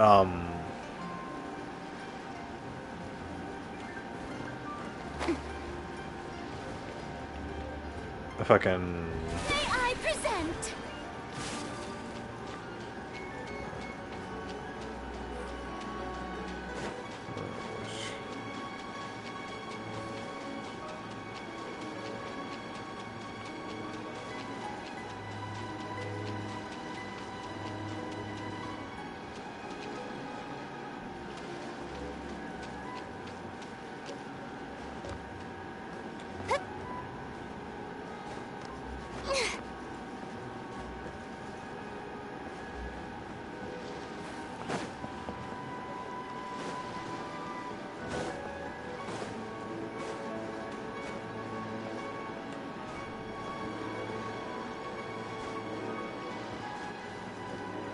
The show begins!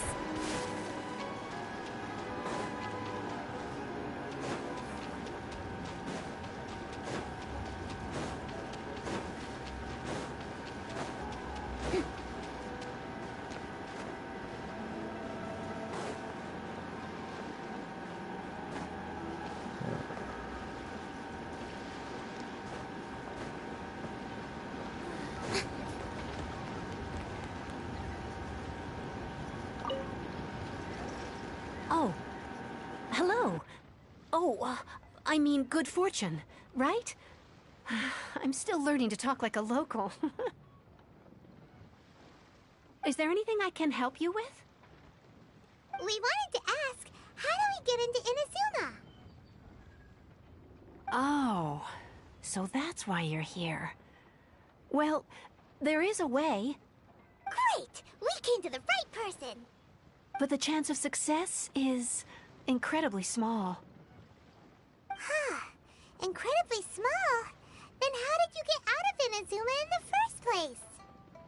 It was in leaving Inazuma that I found out just how dangerous this method truly was. All I had to rely on was a little wooden raft that I'd put together myself. There was a storm raging ahead of me, and my pursuers were close on my tail. After I'd escaped their clutches, I floated on the open ocean for I don't know how many days. My rations and fresh water supplies soon ran out, and I remember getting to the point where I was sure I'd reached the end. Then, I blacked out. But, to my surprise, my journey didn't end there. Or to put it another way, a new beginning found me.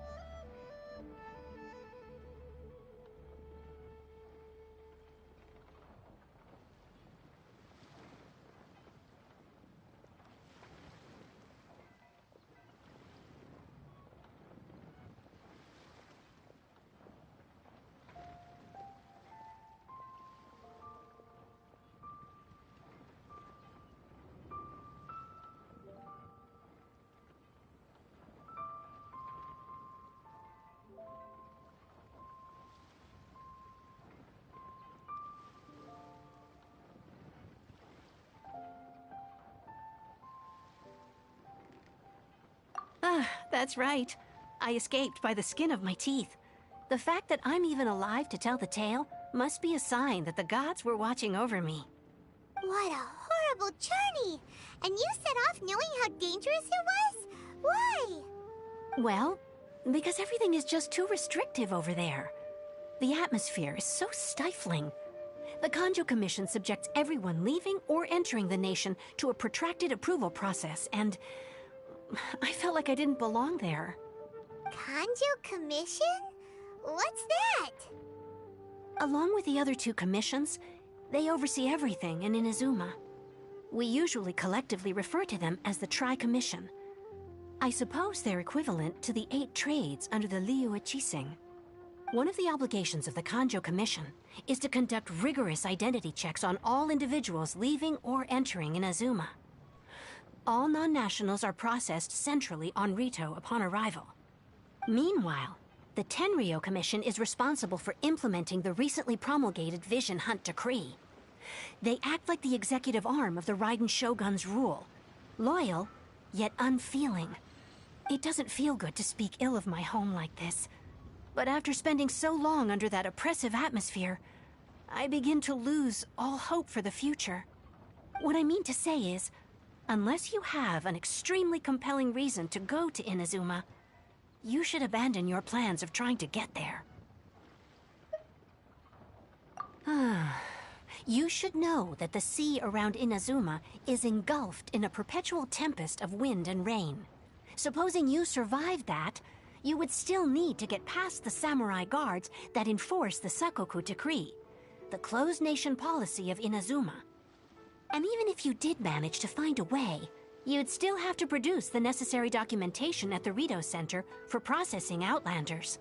Otherwise, you'd be kicked out immediately.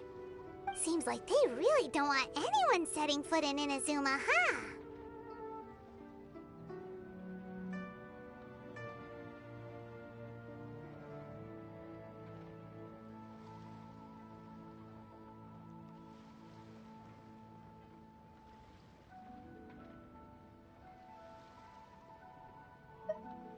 They only set that up as a port to guarantee a supply of goods and information to the island. Most Outlanders would be unable to acquire the documentation needed. But if you really are set on going, there is one thing you could try. The raft idea sounds a little on the dangerous side. Plus, Paimon would definitely get seasick. That's not what I meant. You could ask someone from the Crux Fleet if they have some way of getting you to Inazuma. They're well known in Liyue. Voyaging far and wide has made them a well-traveled group with a wide range of experiences. They may just know how to break through the storm. You're right! Paimon sure Beto of all people will be able to get us there. Her crew is super strong. But Paimon wonders if she'll be willing to take the risk.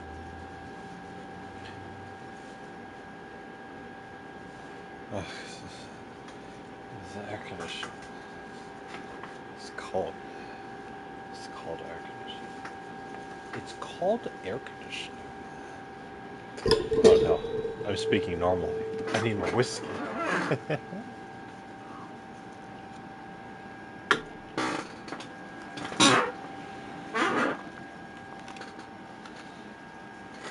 The Alcor is the flagship of the Crux Fleet.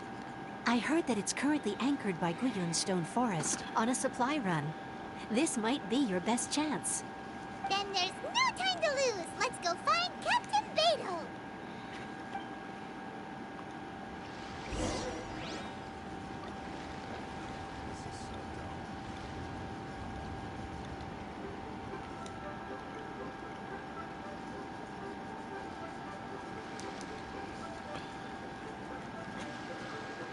Yay. Nice.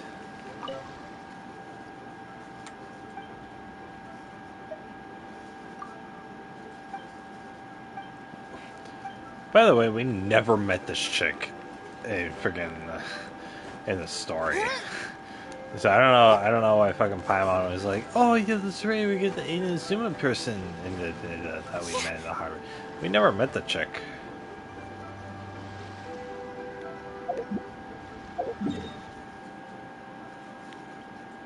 Beo's over there.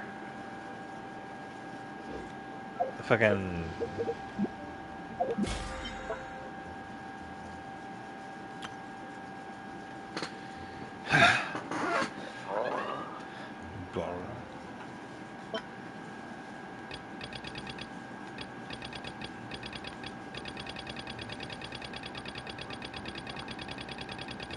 So buying this gets me like a whole poop ton of rewards. Fucking these are the most coveted rewards. It's weapon experience crystals. I need like hundreds of them to upgrade like a single weapon. They obviously have 4 characters in your party, so. The battle pass gives a bunch of them. So.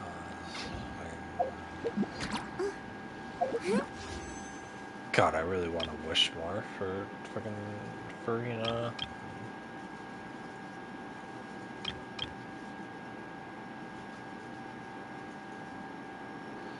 Oh no.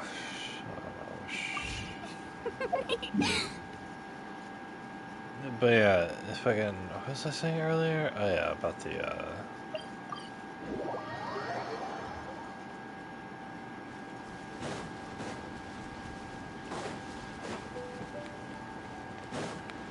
yeah, fucking the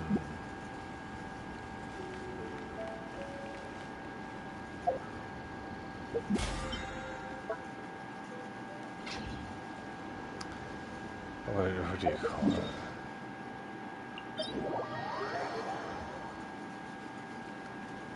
The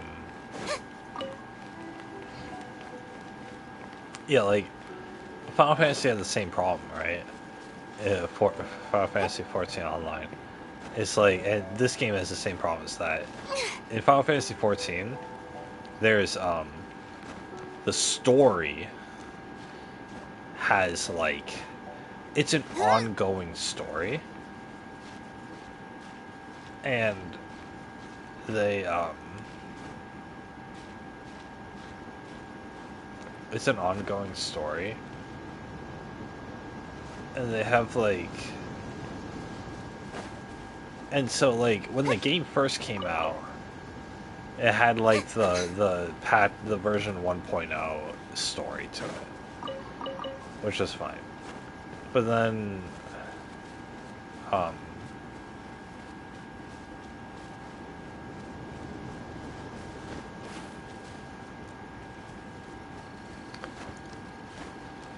then like that wasn't the end of the story. And so then the next expansion it came out like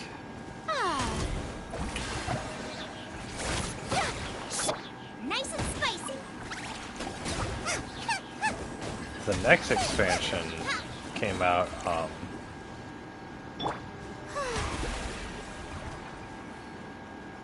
you know,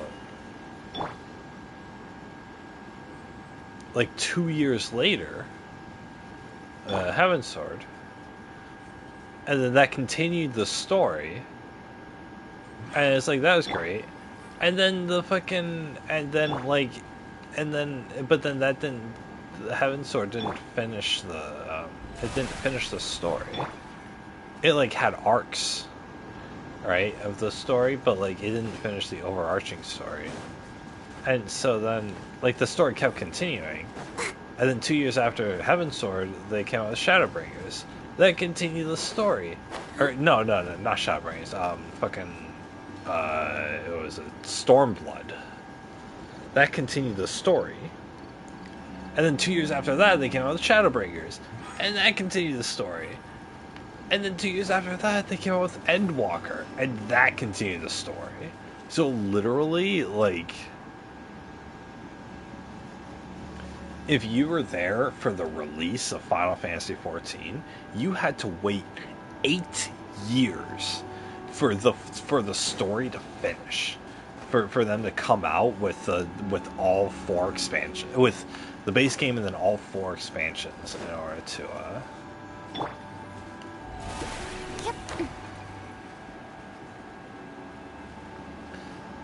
in order to, you know, to have like the full complete story.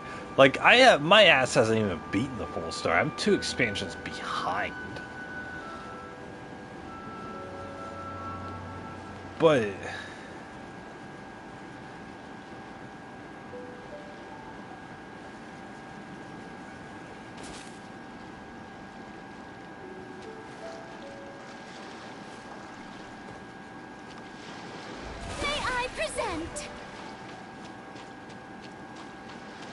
I wish there was an alternative. I wish there was a swimsuit costume for this character. I'm really contemplating getting the swimsuit costume for Barbara, because, I mean, I don't have her active in my party most of the time anyway, so I switched to her for a freaking thing. So but yeah, the fucking, she was, it's people had to wait fucking 8, like, if they played during the release, they had to wait 8 years. 8 years, dude. You guys don't fucking know. 8 years. Holy shit. Tea parties are a must for the well-mannered. If you'd like to learn the proper... where were you 8 years ago? Right? You're probably still in your fucking mother's womb 8 years ago. Right? I know I was. So, it's terrible. Because, like... You know, you have to wait all that time. And then now they just came out with a new expansion, or well, they're coming out with it like in a couple weeks. They come out with a new expansion, and it's supposed to start like a whole new storyline for Final Fantasy. It's gonna be another bloody 8 years until that storyline gets finished, because they're gonna have to come out with the next 4 expansions, and every expansion is like 2 years apart. And so you have to wait all this time. Like obviously with Final Fantasy, if you want to play through the first storyline, like Endwalker's already out, so like you can start Final Fantasy today and play through it, and that's great. I love it. I'm ready to play any time, but bless you. But you know, I'm ready to play any time, but the fact that like it's freaking people have to wait, and it's the same with Genshin Impact, right? Like Genshin Impact came out in 2020. 1.0 came out in 2020. They came out with a new expansion like once a year, like a new zone or whatever. Because what was it? Fucking, the game came out. It was Mondstadt up here, and then Liyue down here. These are 2 zones that came out.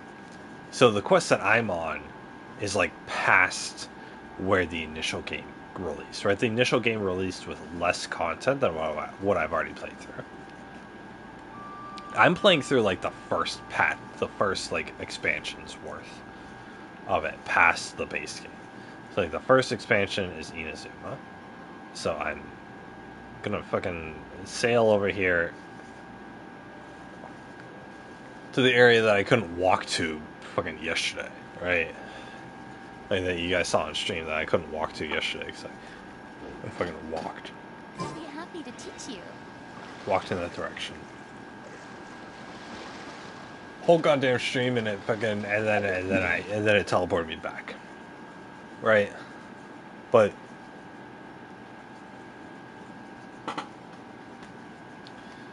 yeah, this is the next expansion area.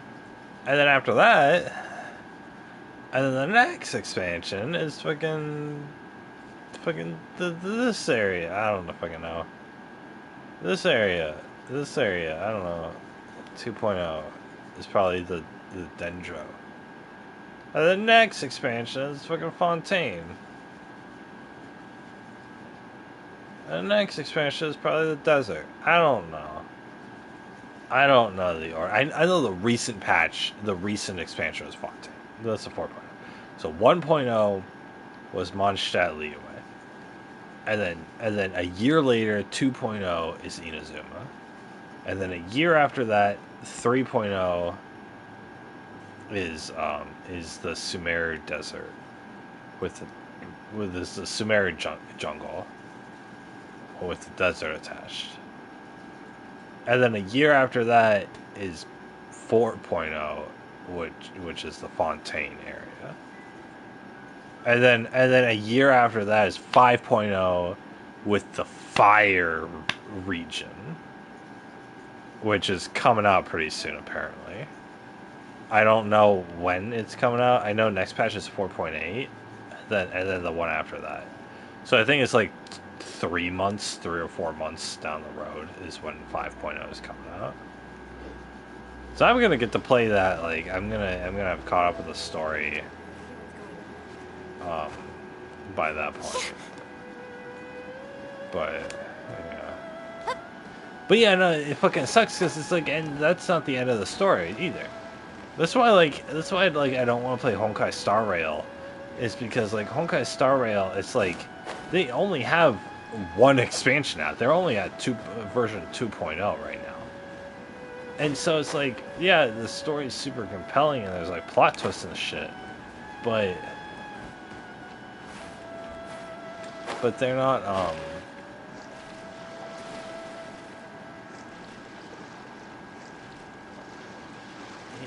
yeah, it's like plot twists and shit in Honkai Star Rail, but not as much content is out like to justify like playing it. It's the same as like Final Fantasy, right? Like, why would you start Final Fantasy if you couldn't get like a good chunk of the story content out of it? You know? It's like they're selling a game that's not complete, and they're like, oh, we'll complete in 8 years, kind of deal. Yep. But you know, Final Fantasy, I mean, it's like with Final Fantasy, it was like the technically like the story arcs, like the individual story arcs, like wrapped up in that amount of time. Like 1.0, like A Realm Reborn was wrapped up, and then like Heaven's Sword is its own independent thing, and it finished. But then it still continued, right? It's like you know have like a TV show. It's like seasons, right? It's like season 1, you fight against bad enemy boss number 1, and then season 2, you fight against there's a new bad boss, and you fight against enemy number 2. It's kind of like that, but it's like less episodic. It's more like, you know, just like I don't know. Oh, if it isn't the Traveler and Paimon. The Traveler. I knew you guys would come. She knew we would come. Guys, she knew we would come. I've come. Yeah, not to her though. She's ugly. She's ugly. Look at those breasts. They're like testicles. Guys, they're like look at her breasts. They're like testicles. All right, that's what they look like.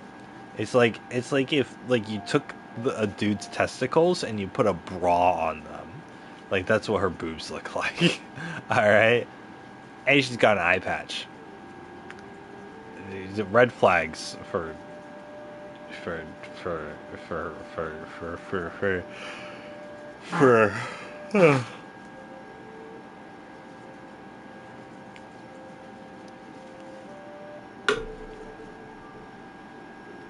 I made my company $700 today, and they only paid me like 120 of it.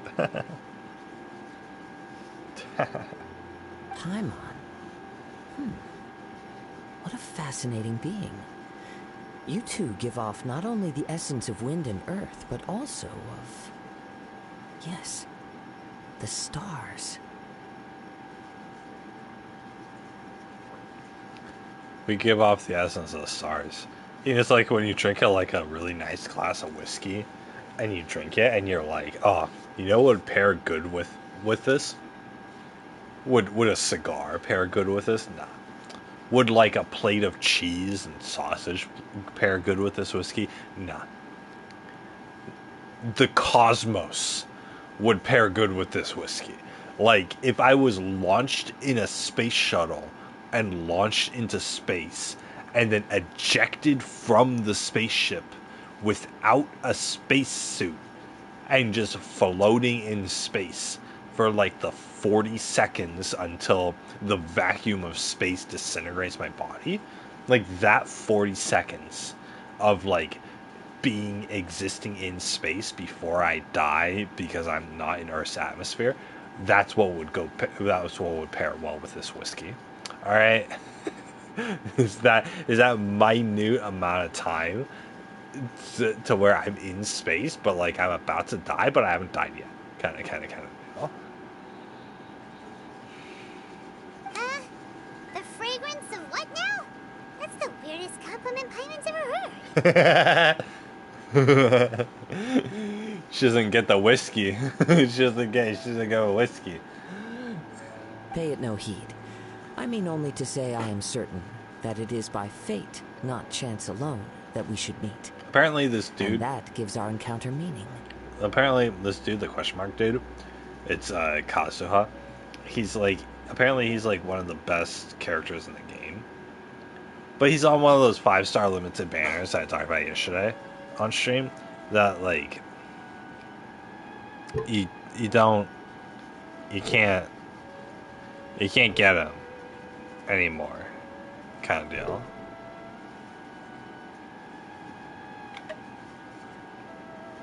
Or like you can't get him for like the next like bajillion months or whatever. You know, I watched so many Genshin Impact videos that are like, oh, these are the best characters that everybody needs to have on their accounts in order to be good at Genshin Impact. And they list all these characters that are like, you can't get them anymore. Because they're limited characters and their banners have passed. You can't get them anymore. Like, why are you telling me I need to have Kazuha on my team? And they're like, and you're like, oh, you need to get Kazuha on your team. And the video was released like a month ago. Right? The video was released like a month ago. And you still couldn't get Kazuha. And they're like, oh, you need to have Kazuha on your team. It's like, well, bitch, I can't get him. I can't get him. This young man is Kaidahara Kazuha. See, I a knew he was temporary Kazuha. addition to my crew for reasons I won't bore you with. Occasionally, he opens his mouth and flowers come out instead of words.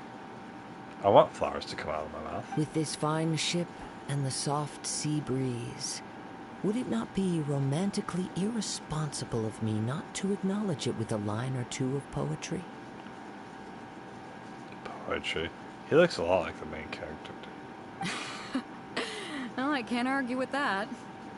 Okay, then. Once the clash is underway, I'll give you a chance to perform. Only if the mood takes me, of course. Poetry for poetry's sake tends to lack meaning. Who the fuck is that talking about? Hey, you don't want to pass this opportunity up too easily. Especially seeing as our great hero here might be in attendance. Oh, wait a minute. What's the clash? Also, just to clarify, by great hero, do you mean... We mean you, Paimon. We mean you, 100%. Even though you can't fight, we mean you, Paimon. That's who the great hero is, you. Not the blonde-haired protagonist who, you know, has like single-handedly taken down 2 gods in the story. No, it's definitely you, Paimon. the fucking forearm length floating fairy who can't think about anything other than the food she's gonna eat for dinner and running away from battle. Huh? I thought you might be here to sign up. You're telling me you've never even heard of it? The Crux Clash is a martial arts tournament that I hold. There'll be a whole bunch of folks taking part to showcase their talents. Martial arts? It's like Elden Ring. There are 2 important rules. 1, competitors must be renowned fighters. We want those with real martial arts ability, not just people taking part for the fun of it. Renowned fighters? No. Just because you're like famous doesn't mean you're like skilled. And just because, and fucking not all skilled people are renowned, you know. They hide their power. So, you've got nothing to worry about there. I don't think there's anyone out there who hasn't heard of you. 2, you can't take part if you've got a vision. Otherwise, things get a little one-sided. Wait, my guy doesn't have a vision? You must be feeling confident, but you might want to watch out. There are a few crouching tigers and hidden dragons lurking around in Liyue. What the fuck? They're removing everybody with superpowers. And with Liyue's savior taking part in the tournament, Now that's gonna turn a few heads. I think we can expect a healthy turnout this time. But we didn't come here to take part in a martial arts tournament. Well, before you dismiss the idea completely, you might be interested to hear that the prize this time round is particularly sought after. Get this. It's a masterless vision. Supplied by myself, as a matter of fact. If the tournament champion can reawaken that vision, it belongs to them. Is there really such thing as a masterless vision? What the fuck are they talking about? I have no idea what they're talking about. When a vision bearer dies, the light in their vision will fade away. But the shell that housed that light remains. As for whether this shell has any practical application, well, this remains to be seen. But my intuition tells me that while it remains in the world, it may just be possible for someone else to inherit it. So you took this thing off of, like, a dead person. You just stole it from their corpse, and then you're, like, offering it as a reward in this tournament. It's crazy. Yep. And the way I see it, a vision is a badge of recognition from the gods. So if anyone's able to rekindle it, it's gotta be an individual of exceptional strength and talent. Organizing the clash is my way of uncovering hidden talents. And hopefully this time, getting a vision to glow again. So if you don't have a vision, this is the perfect opportunity to get your hands on one of your very own. To be honest, I'm not interested. Yeah, I'm not interested in this at all. Yeah, we're interested in getting to Inazuma, not fighting in some tournament. Inazuma? You want to go there? Hell Well, yeah, why yeah. didn't you say so? Inazuma? No sweat. In that case, if you win the tournament, I'll give you a choice. Masterless Vision, or a ticket to Inazuma aboard the Alcor. Up to you. Great. So we have to enter the tournament. Can I give the vision to, like, the second place dude, and then I'll just fucking get the ship ride? I can literally, I have Farina. I can walk there. The game won't let me. You just want him to take part in your tournament. Yeah, see, Paimon sees through her. What's wrong with that? The more talent we have, the better the tournament will be. I couldn't let a competitor like you fall through the net. See, it's Paimon. What are we gonna do? Looks like we pretty much have to do this tournament if we want to get to Inazuma, huh? Great. Then let's get you signed up. Head to the tournament arena in Guyun Stone Forest. Kazuha and I will be over soon. It seems like it will only be a matter of time before the answer is revealed. I like how his mouth moved when there were no I like how his mouth moved when there was no when there was no dialogue coming out of his mouth. Oops. How brilliant!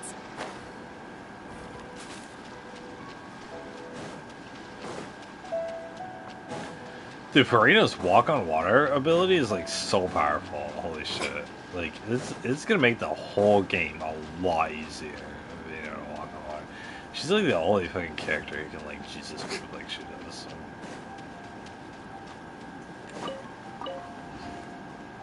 May I present?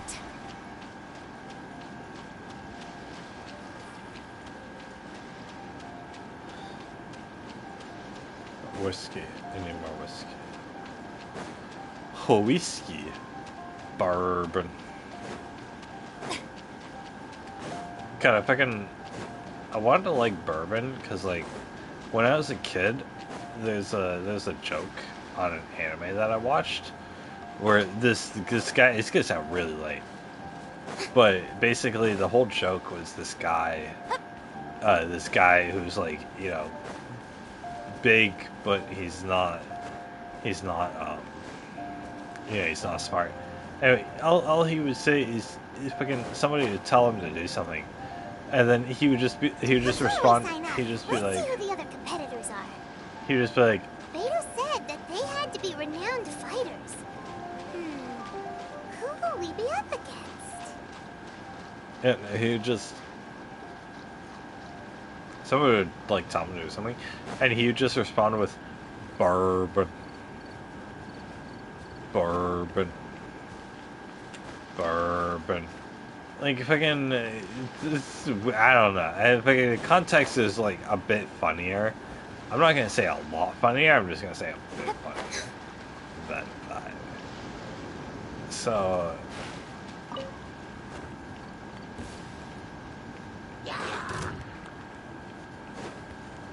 What is that thing out in the distance? What is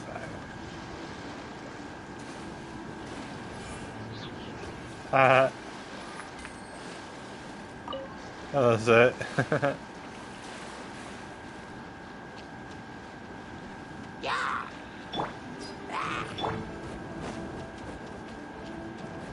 Get out of here!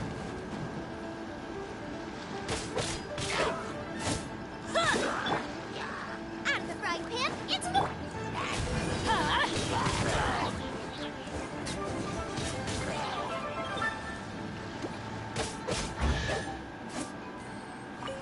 I got a chest out of that? That's what I call What the fuck? treasure. No, that's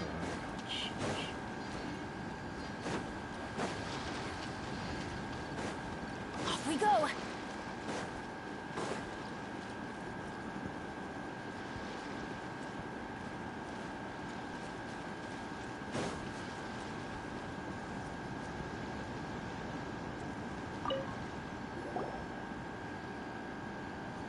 Hi there. Are you here for the Crux Clash too? That's right. Nothing beats real-life combat for honing your skills. That's what our master taught us. But this tournament is more than just a chance to put training into practice. It's also a chance for us to obtain the masterless vision.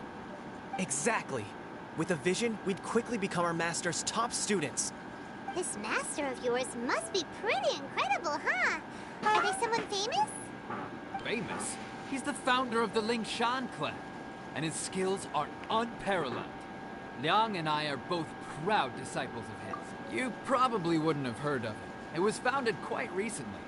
The clan is nowhere near as famous as the master himself, anyway. He's got to be a grand master or something. He's created many different styles of kung fu, and countless other clans have borrowed extensively from him. To the Lingshan clan, he teaches a special technique known as force dispersal. Force dispersal? It's a type of breathing exercise where you can train yourself to harness the energy around you and neutralize attacks without moving an inch. For example, our master can use it to alter the path of an attacking fist, or change the direction of an incoming stone, all without breaking a sweat. One time, he sent a challenger flying into the air without lifting a finger. It sure is, but it's extremely difficult to cultivate this ability. We've been training for ages and we're still getting to grips with the very basics. There's no way we could use it proficiently yet. We're clearly not that naturally gifted, or we would have at least gotten the gist by now. If we don't start making progress soon, we'll probably run out of money to pay the tuition fees and still have nothing to show for all our training. They're getting There's a tuition fee? Of course! This is a grand master we're talking about here. He doesn't have time to waste. If you want face-to-face training, you've got to show you're sincere about it. But here we are, having trained under him directly all this time without even a hint of improvement. Master is getting increasingly impatient with us. Recently, though, we heard that a vision bearer joined the Guhua clan and made pretty much instant progress in their training. So, if we can get our hands on a vision too, maybe we can finally make our master proud.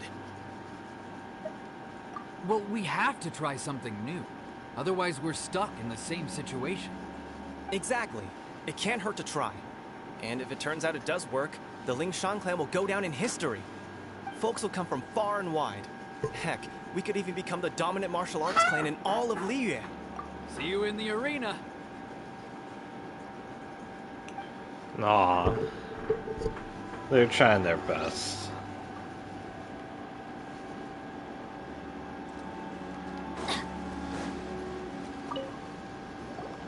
Hello? Are you here to compete in the Crux Clash? You bet I am. Have you put your names down yet? Well, I'd have a look at the entrance criteria if I were you. They don't allow just anyone to take part. Not like we're the hero monster or anything. The Clash is a comprehensive test of fighting ability. Anyone who turns up for show over skill is gonna get their butt handed to them. Their butt. Nobody wants to see that, right? No one wants to see our butt. Nobody wants to see our butt.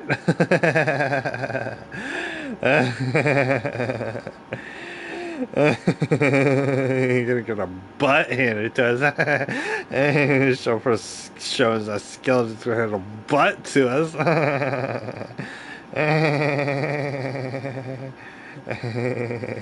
Guys, Ghostman Cry is like a really good anime. I'm really liking it. Yeah, we heard a rule about that. So, Paimon's wondering, are you a renowned fighter? Me? Only a former runner-up in the Chihu Rock Freestyle Combat Summit. Oh yeah. Former runner-up. Uh-huh. Also, that doesn't sound like the most official tournament out there. What? You... Nonsense. Have you been living under a rock? It's been going on for years. There were plenty of competitors when I took part. Not to mention, I've helped the Millilith catch treasure hoarders before. There were 2 of them trying to escape. I soon sorted them out. They tried to sneak past me under the cover of darkness. They didn't know what hit them. I planted a left hook on the skinnier one's face and sent him flying. Then, the big guy pulled out a knife. I stood my ground, of course. A roundhouse kick sent the blade hurtling into a beam above us. Well, 2 treasure hoarders. I've destroyed like world-destroying like gods. As this dude freaking killed like 2 bandits. I told you. Unarmed, outnumbered 2 to 1, but I still got the upper hand. I'm not saying I came out completely unscathed, of course, but the fact remains that I did manage to subdue the both of them, and hand them over to the Millilith. I received quite the commendation. Uh-huh. But for us, even 4 or 5 treasure hoarders at a time is all in a day's work. Yeah. Alright, we're gonna keep looking around. I'll see you in the arena, but I don't plan on losing to a pair of children anytime soon. He just called the god-slaying hero monster a child. I think I got a couple of bandits. Whoa. Excuse me. Hey, youngster. Are you here for the Crux Clash too? Sure. If so, seems I found myself another new adversary. Sure. So you're also here for the tournament? Sure. You better believe it. I wouldn't be here if I didn't think I could walk away as champion. For me, obtaining a vision is the final and most important piece in the puzzle that is my life. The puzzle that is my life? What are you, fucking 12? No. It's not about what I want to do.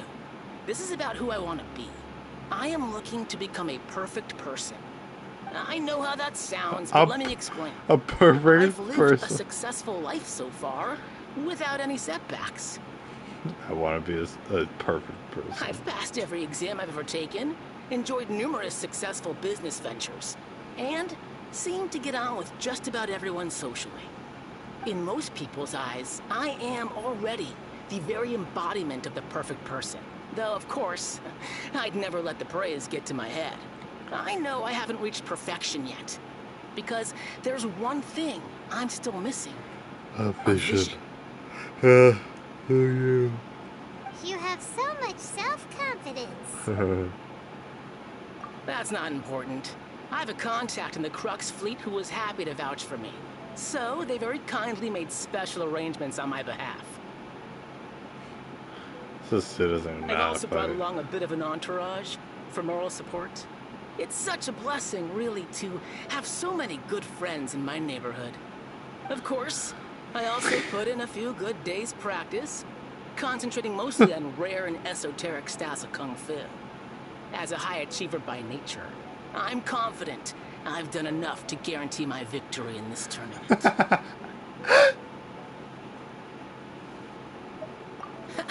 I seem to have gained another fan. Don't let my aura overwhelm you, though. You'll need your wits about you today. Now then, if you don't mind, I need to finish my pre-competition routine. It's not too long now before you'll get to see me in action.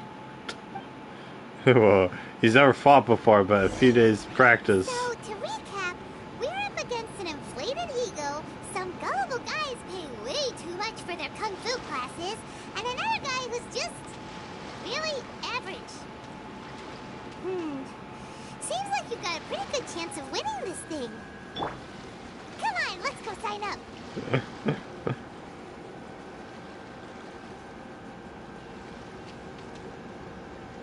This girl's standing, like, she's trying to like perk out her breasts, but she has no breasts.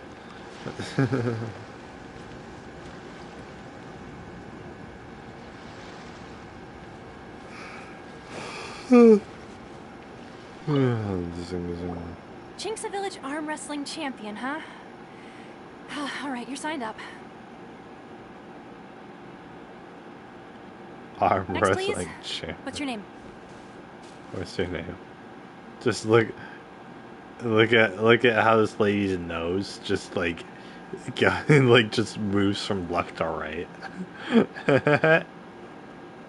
Look how I did it again. No. Wait, aren't you? Did I hear that right? Is it really them? Huh? Aren't they a vision bearer, though? Why are they trying to enter the clash? I have to ask, aren't you the traveler that helped Liyue fight off that ancient god? Yeah, I literally fought an ancient god. Oh, it's really him! The one that spoke with Lady Kuching at the rite of parting. Oh, I wonder if I can get his autograph later. I trust you are aware that only those without visions can enter the tournament? Like Dendrick less than 3 wants to join my world. Really? But from what I've heard, the things you're capable of in combat are nothing short of extraordinary. You walk into the most dangerous situations imaginable, face off against all sorts of monsters, even the Fatui, and always come out on top. Oh, thanks for singing my He praises. still doesn't have a vision, though. See for yourself. My apologies. I didn't mean to be rude. I'm sure a great hero like yourself would have no reason to lie. Now, could I ask you to provide a few claims to fame? It's just a formality for you, of course, but I have to make a record of competitors' achievements as part of the sign-up process. So far, I've got defeated the ancient god Osial, so that's one. Do you have any others? I defeated the Fatui Harbinger. I saved Val, and I'm the honorary knight of the Knights of Fatui. Yeah, and also a dragon, too. Put down Battle with Storm Terror. Whoa. Might as well declare him the champion already. I wonder if it's too late to withdraw. Okay, that's plenty. Actually, this is the most dazzling track record I've ever seen. By a long shot. Right, your registration is complete. Now, a brief word about the prize. A great hero such as yourself can surely only be here for one thing. To win the tournament and claim the grand prize, namely, a vision. Why are we in this We're tournament? not here for that. We're here because Captain Beto promised to take us to Inazuma if we win the tournament. There's another prize, too? Oh, first I've heard of it. Beto must have upped the stakes this time to attract top talent. But why would anyone want to go somewhere as dangerous as Inazuma? I see. So, I take it you discussed your terms with Beto in advance, then? Well, I'm sure a great hero has an important reason for being here. Anyway, the qualifying rounds are about to begin. I'll leave you to your preparation. Dude, this shit's just like a isekai, or like you have the like the super overpowered character like mingling with the masses, and they're like, "Aren't you the super powerful character?" And you're like, "Yup, but I'm here to be a normal person." And they're like, "But you can't be a normal person. You're like You're like the super version of a normal person. This is fucking great. I love tournament arcs. That's pretty much what this is a fucking tournament arc. Every great anime needs to have a tournament arc. That's what it Hey, is. so Paimon's thinking about that whole no vision bearers rule in this tournament. Even though you don't have a vision, most people in Tibet think that you can't manipulate the elements without one. So Paimon thinks you probably shouldn't use your elemental abilities during the tournament. You know, just to avoid any misunderstandings. In any case, looking at the competition, it should still be pretty easy for you to win, even without using any elements, right? All right, it's showtime! You got this! You seem like you're raring to go. Are you ready to compete? Sure. Good. Then please follow me into the arena.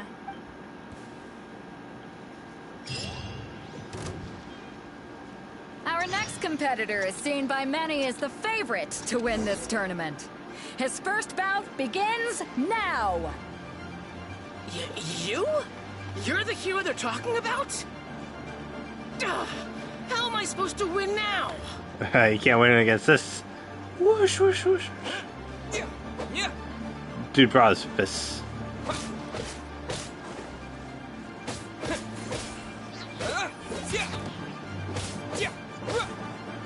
What a strange guy. Why was he so confident to begin with?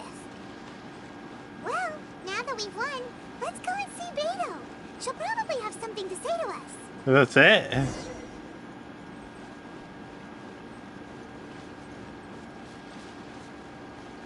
Why? I knew I wouldn't regret introducing you as the favorite. What the fuck? This tournament was shit. So, what do you think, Kazuha? He totally dominated that guy and did it with style, too. I really dominated him. Impressive. But I also observed our favorite exercise some restraint, as if to protect the opponent from serious harm. I used a sword against a dude who didn't have a weapon. Well, I've fought my fair share of battles, both big and small.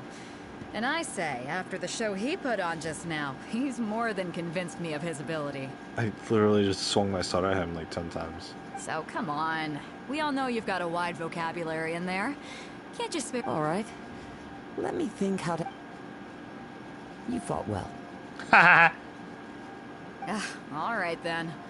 I was thinking your inner poet might want to join in the fun, but, you know, a lot of competitors came to me saying how surprised they were that Liu was here. And since you signed up, we've had many others do the same, with more than a few top-tier fighters among them. I'm sure lots of them are here.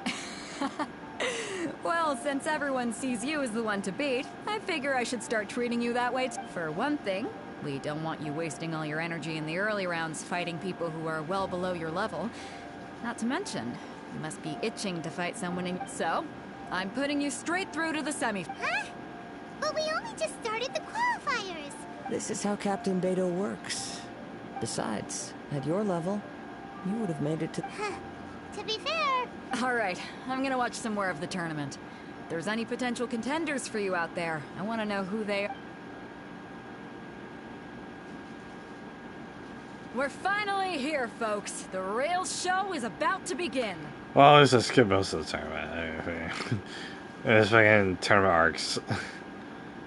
See, like, the tournament arc, like in Yakitate Japan, right? Because Yakitate Japan was, it's like bread anime. The whole show was just basically 3 tournament arcs. It was the becoming an employee tournament arc, and then it was the go to France tournament arc, and then it was fight the St. Pierre's owner tournament arc.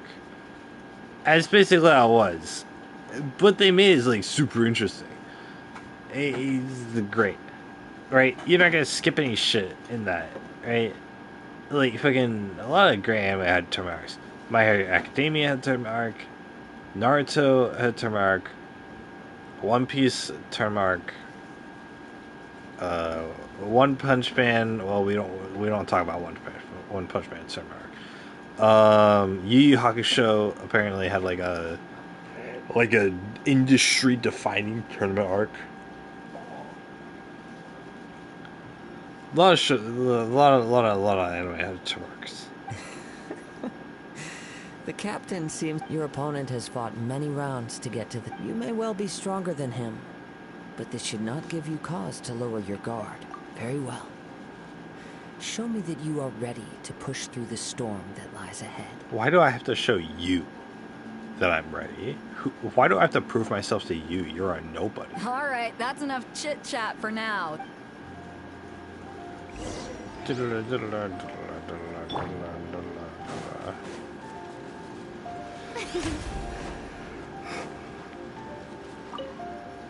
Who am I fighting? Your opponent in the semifinals is new to the Crux Clash, but he has quickly become the dark horse of the tournament. Has he now? I didn't get to see the anime episode where he fucking killed everybody. I do not doubt your abilities, but I would suggest that you make sure...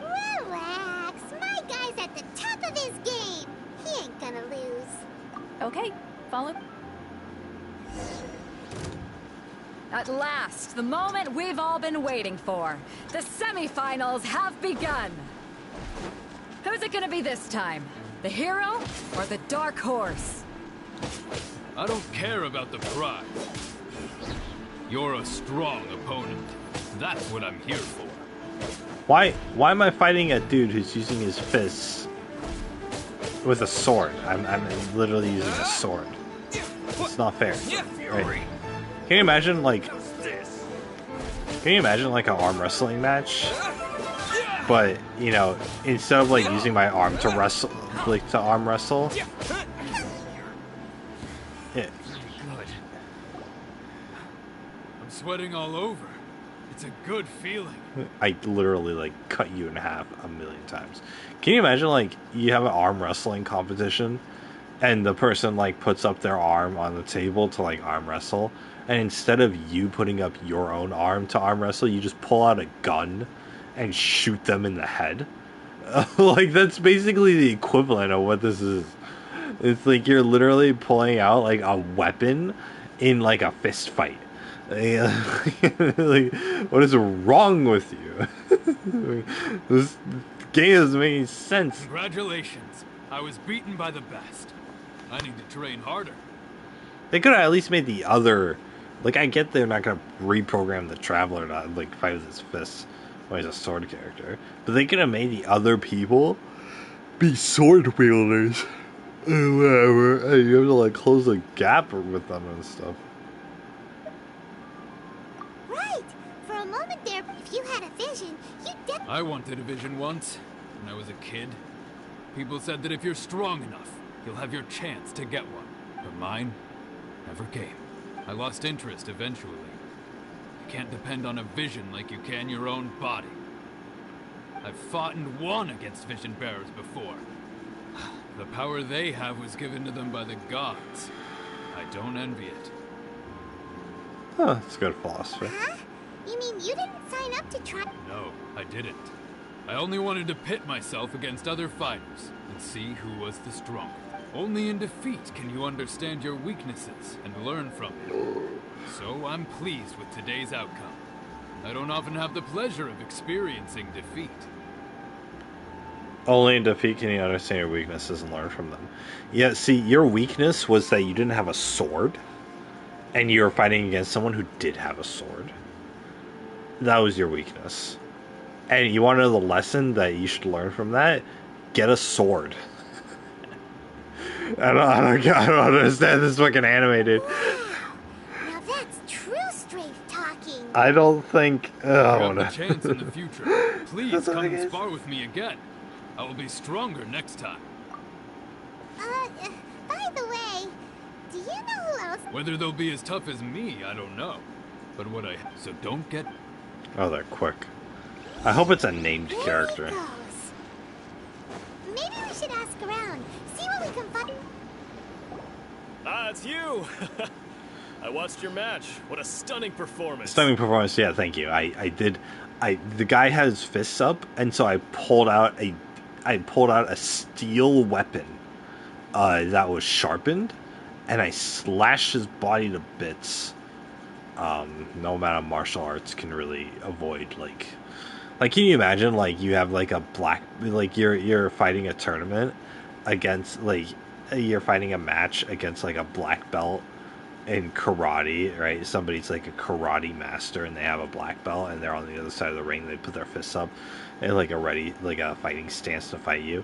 And instead of you putting your fists up to, like, match them and fight them, like, man-to-man, you instead pull out a red button from your pocket and you press the button and a nuclear bomb launches from the United States military and falls onto your opponent, and a nuclear blast disintegrates the entire city that your opponent lives in. That's essentially what happened with this match. Is that the dude was a karate master and he was gonna fight with his karate techniques, and you pulled out a nuclear bomb. You were literally Oppenheimer against this person. So it's essentially what this was. It's a truly a stunning performance, as this guy says. It's truly.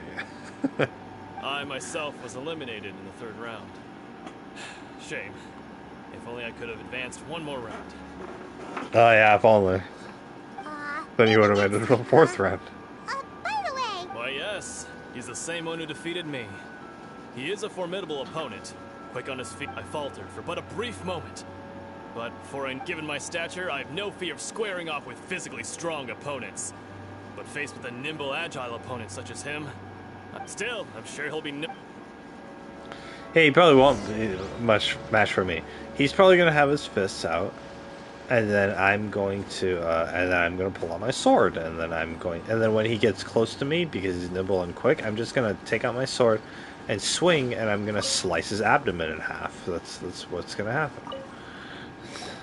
Hey there! He tried to use force dispersal to deflect a punch, but instead he took it straight to the nose. There was blood all over the place. His opponent was pretty freaked out by it. He kept asking him, why didn't you dodge? But he was pretty much out cold by that point and couldn't reply. Why don't you dodge, they ask. Because to not dodge is the very essence of Lingshan clan kung fu. It's just that he hadn't quite mastered it yet. Don't even get me started.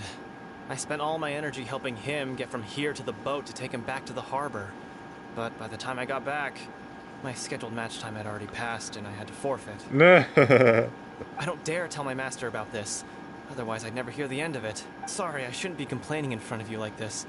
I'm afraid I'm still a bit out of sorts at the moment.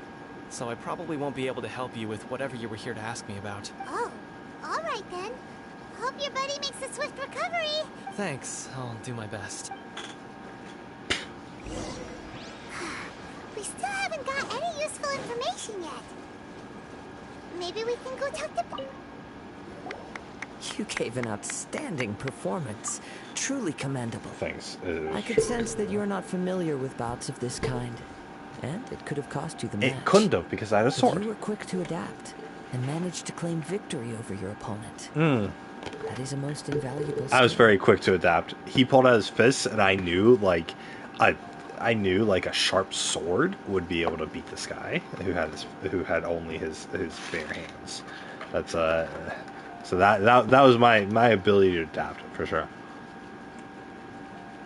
And honestly, if he adapted to that and pulled out a sword of his own, I would have pulled out like a gun.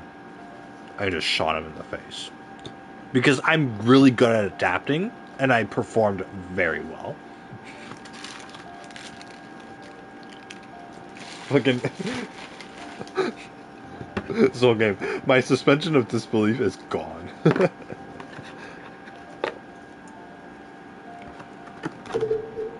It's a very invaluable skill to know, like, hey, this person doesn't have a weapon. Let me pull out my weapon. In fact, I discerned this not from what I saw, but what I heard. The ground beneath your feet, and the pattern of your breathing. But it is nothing remarkable, for I discerned nothing more than Captain Beto did. He's right. But in my case, I was purely relying on previous experience. Oh yeah, you know, they definitely... The ground beneath my feet and my breathing method could really give away the fact that, you know, I had a sword, and I was fighting against a dude who did not have a sword. It's really my tempered breathing, definitely.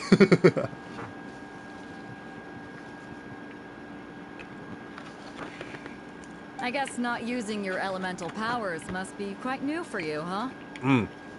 Yeah, man.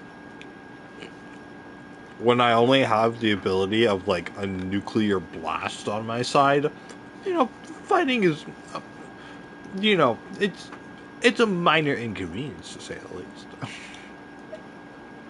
We wanted to ask about who our opponent will be in the final round. Do you think they'll be stronger than the one we faced in the semifinals?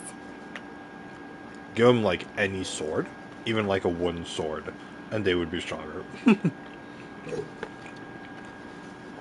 Not exactly. Contenders that reach the finals aren't necessarily stronger. They tend to have something unique about their style.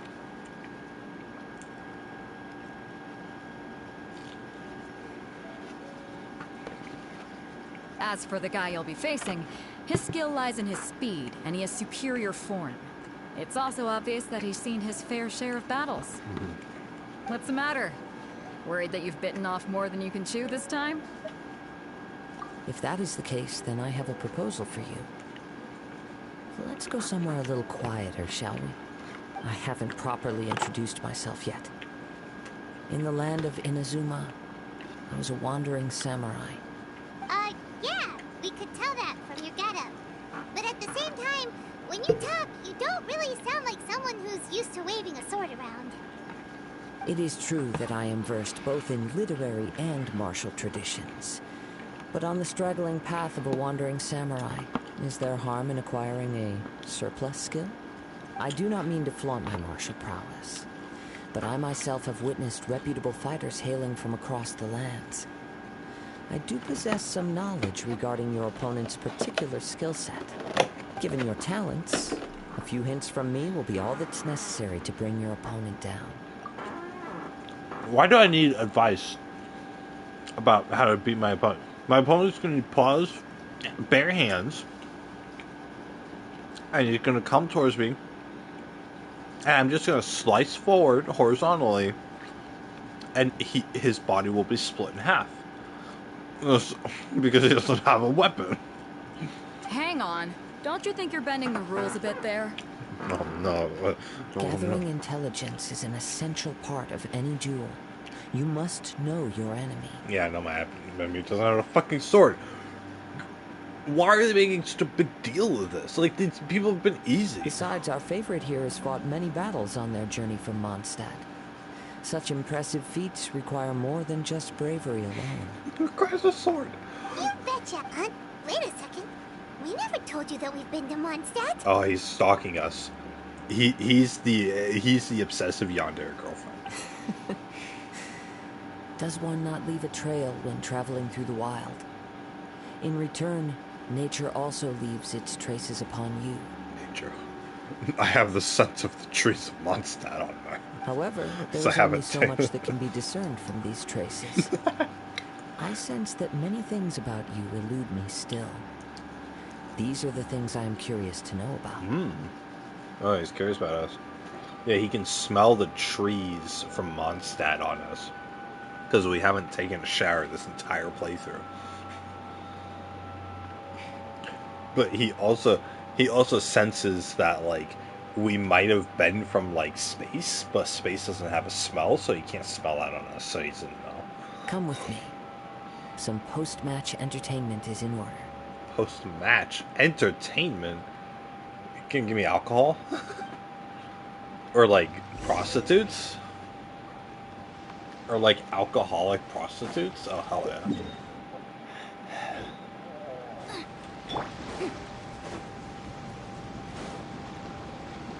Strike a pose!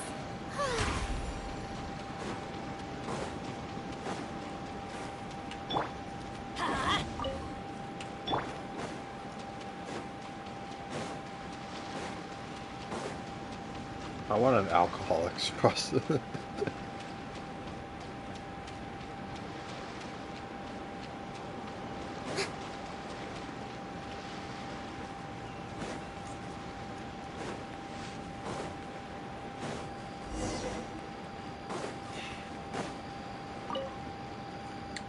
Now that we're alone, let me cut to the heart of the matter. Don't cut my heart, please. You are skilled in manipulating the elements. And not just a single element, but multiple. Paimon knew that you were hinting at something from the moment we met. You've known all along. That's right. If the other contenders were to catch wind of your elemental abilities, let's just say it would cause some unwanted misunderstandings. Oh my god, that's what he said. That's what Paimon said at the beginning of the tournament. That's why we haven't used them. If I'm not mistaken, you share these considerations, given your reluctance to use elemental skills even in the heat of a match. There was no heat to the matches. When I talk about that which I see or hear in you, this is not poetic symbolism at play. I mean, since a young age, I have been attuned to the tidings of nature. I hear the breath of the wind and the whispers of the leaves. I hear the breath of the leaves and the whispers of the wind. It is things of this nature that I also hear from within you. Nothing more. As crazy as all that sounds, somehow Paimon still believes you. It's because he has a way with words and he's attractive. That's why you believe him. My humble abilities are negligible compared to your incredible feats. Oh, thanks, Kasuha. Please stroke my dick harder. That's great. Great plot-wise, is if you keep stroking my dick with my incredible. To think a human could wield the elements without a vision. Oh, a human, huh? Oh, damn. And not to mention your incredibly complex scent. Complex? Like that of some mysterious being. Oh, yeah. We smell of, like, planets and of, like, space. You know, like do you know what Jupiter smells like? Well, it's like that. Hey, stop evaluating us based on our smell. It's weird. Could you perchance enlighten me as to how you managed to obtain your combined elemental abilities? Extraordinary.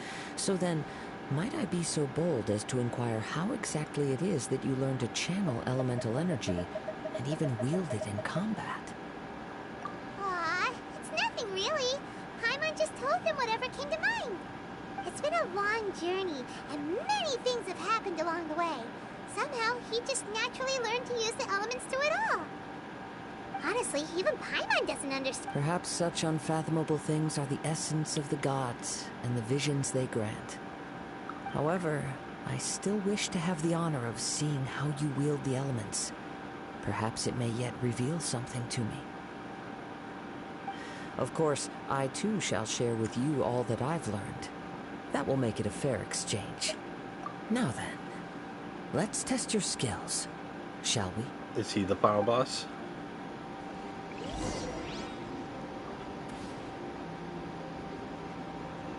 Oh, is this our fucking, like... Shower me with praise!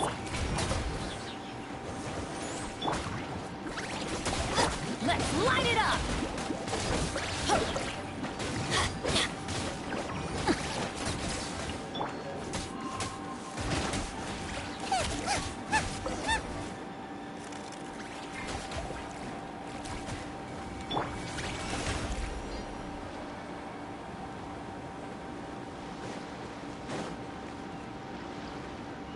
The show begins!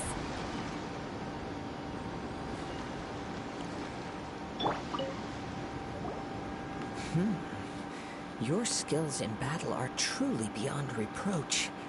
Even with your opponent's speed, he shouldn't be able to overwhelm you. Okay. It wasn't me it wasn't the Traveler doing all, it wasn't fucking the main protagonist doing all those elements. It was Farina, Barbara, Xiangling, and Bennett. Those were the guys doing everybody, doing all the attacks. Had nothing to do with the blonde-haired kid here. Your opponent is skilled at controlling his breathing and maintaining balance, which enables him to execute moves that many would find impossible. He relies entirely on the element of surprise to defeat his opponents. So he is using elements. Instead of like the element of fire or wind or water, he's using the element of surprise. Cheating. In other words, as long as you remain mindful of his ability to detect weak points, then his attacks should go. Please, save your thanks. If anything, I should be thanking you for the opportunity to witness your command of the elements that defies all known principles. I was using different characters. That doesn't defy all principles. Every character gets one element, and I have 4 of them. The world is a truly mysterious place, it seems, and one will always encounter that which is still unknown. You seem kind of obsessed with visions, but don't you already have your own? Why are you so intent on exploring the connection between visions and the elements? I desire to know what meaning visions have to the gods, and what influences the gods' decision to grant humans these visions. My apologies. You must be completely in the dark regarding such matters. For allowing me the honor of witnessing your mystical ways, I am willing to answer any questions you may have. So that's what you're curious about? Then allow me to tell you more. Oh, great. We're gonna get a huge exposition dump. As you well know, a vision hunt decree is currently underway in Inazuma. I know. Visions are a gift bestowed by the divine. People that have accepted this gift are now having their visions confiscated inexplicably. Sometimes in circumstances that leave their original recipients dead. In the outset, supposing each of the 7 archons had their criteria for granting visions to living beings, then does the current Electro Archon now doubt these criteria, or even the act in and of itself? Not to mention, with no new Electro-visions having been granted for such a long time, it would seem that we can infer something of the Raiden Shogun's feelings on the matter. She sounds less like an Archon and more like a tyrant. As far as I know, she is an Archon that pursues eternity. She will relentlessly carry out her will with no regard to what others may think or feel.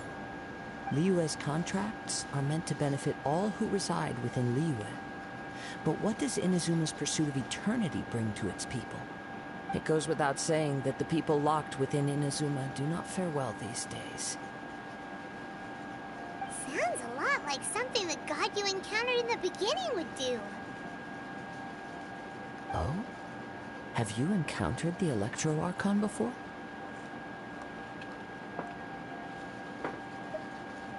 With time, we will change. But the Shogun will remain the same. If you wish to find her, she will forever be there. There will come a day when I too shall wish to understand the answers to eternity from her. Ah, the time for your match is approaching. Oh, right! We got so distracted talking about Inazuma that Paimon forgot all about the tournament! If you have no other matters to attend to, then we can return together. Oh no. He's keeping some secret about Inazuma, the place that we're going to go to, and he has some beef with the concept of eternity that the tyrant is having. But he just hinted at it. We don't know the whole explanation yet. And so we have to finish the whole DLC in order to figure out his stories, mysterious characters, and just go back together. Let's go. I wish to see who will obtain the vision. I'm gonna win the tournament. Oh.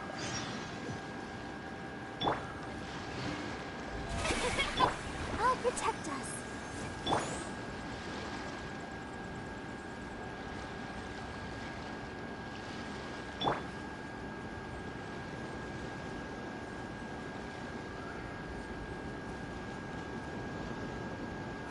Why isn't he here yet? Never mind. We can start by making your entrance first. Everyone, listen up! Your attention, please!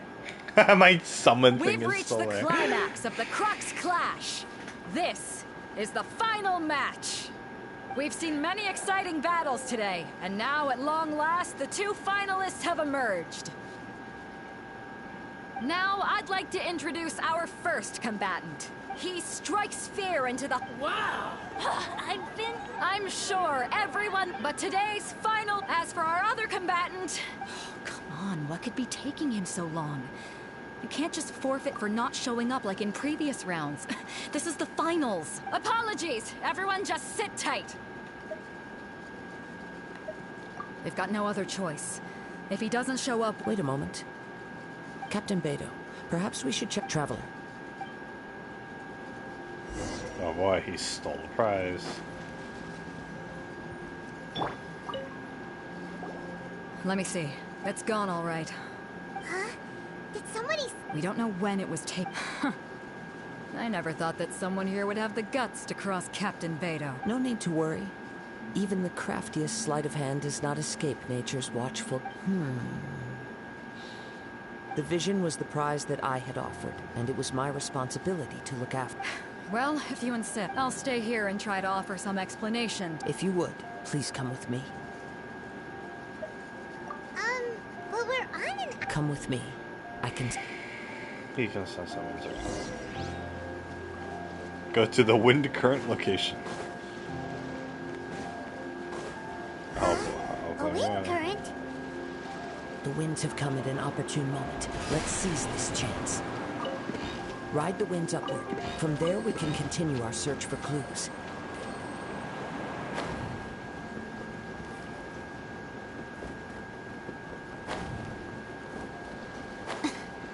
Oops.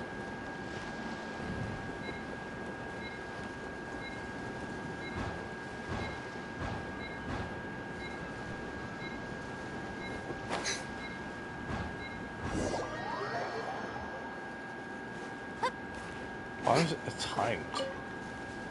Huh? A wind current?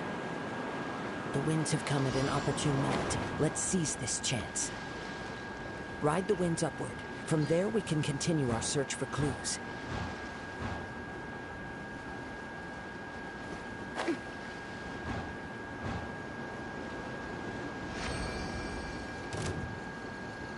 By the way, what made you suddenly think of checking the price in the first place?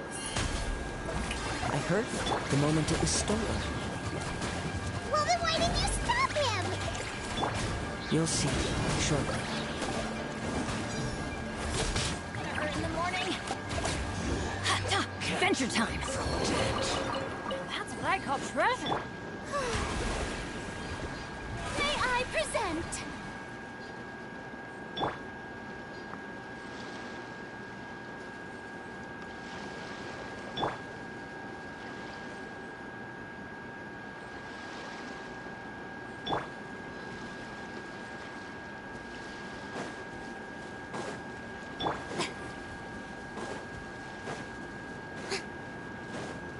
The winds are guiding us forward.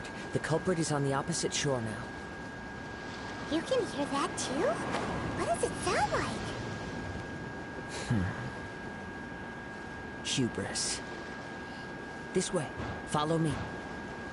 There may be an ambush waiting for us up ahead, but I trust that you are well prepared for such a scenario.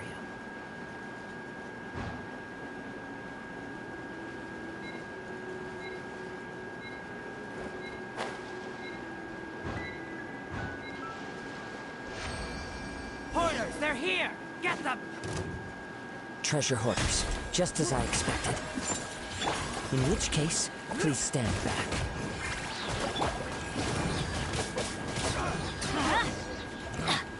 Picked the wrong test subject.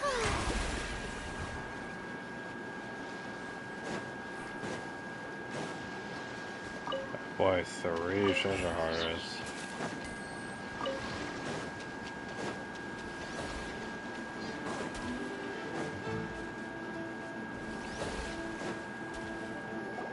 You caught up with me? How is that possible? I had even prepared a boat to ensure a quick getaway, and still you caught up to me. No boat could ever match the speed of the wind. The wind? What are you talking about? Oh, I get it. Your vision. I like how we're just sitting here having a Drat! conversation. If I only had a vision.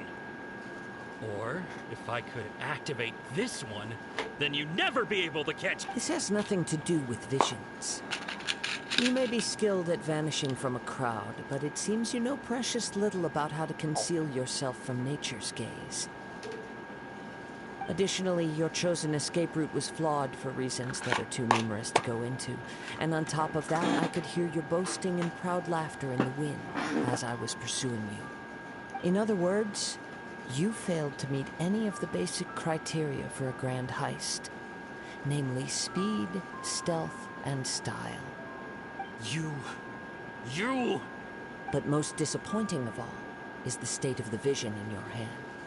It appears that the vision doesn't respond to human desire indiscriminately. Fine. I admit it. I've had my eyes on this vision for quite some time now. I decided to register after hearing that this fighting contest was full of a bunch of lousy fighters. I fought my way to the finals and... Aha! So you were supposed to be our opponent! I'd intended to win the contest through skill alone all along. But then you showed up. After watching the semi-finals, I knew that I didn't stand a chance. But I wasn't about to give up on the vision so easily after coming all this way. Since there was no use in trying to face you in the match, I decided to put my skills to good use while everyone's attention was on you and Beto. I was convinced I prepared thoroughly for my escape, but somehow you still managed to... After all I went through to get it? I think not. I know an empty threat when I hear one. Fine. But you'd better mean it. It didn't activate once I took it anyway. It's nothing but... You know, according to the laws of the sea, the penalty for stealing is Huh? You're not serious? Not to mention that the item you stole was a prize. You didn't show up for the final match, and you damaged the reputation of the captain of the Crux. It seems that it would be only fair to brand the word thief on your forehead with a hot iron. Whoa! We don't need to go that far, do we? I never would have guessed you could be so cruel. If this is where talking gets me, then forget it. I'll risk a fight. Oh.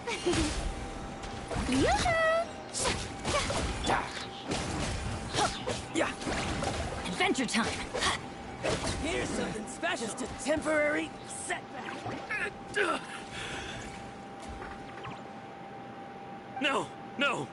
Do what you want, but please, don't brand my forehead, please. He has persevered to the bitter end, and now death looms near. Yet still the gods do not bestow their favor upon him. Put down the vision and leave. I've changed my mind. No further punishment for you.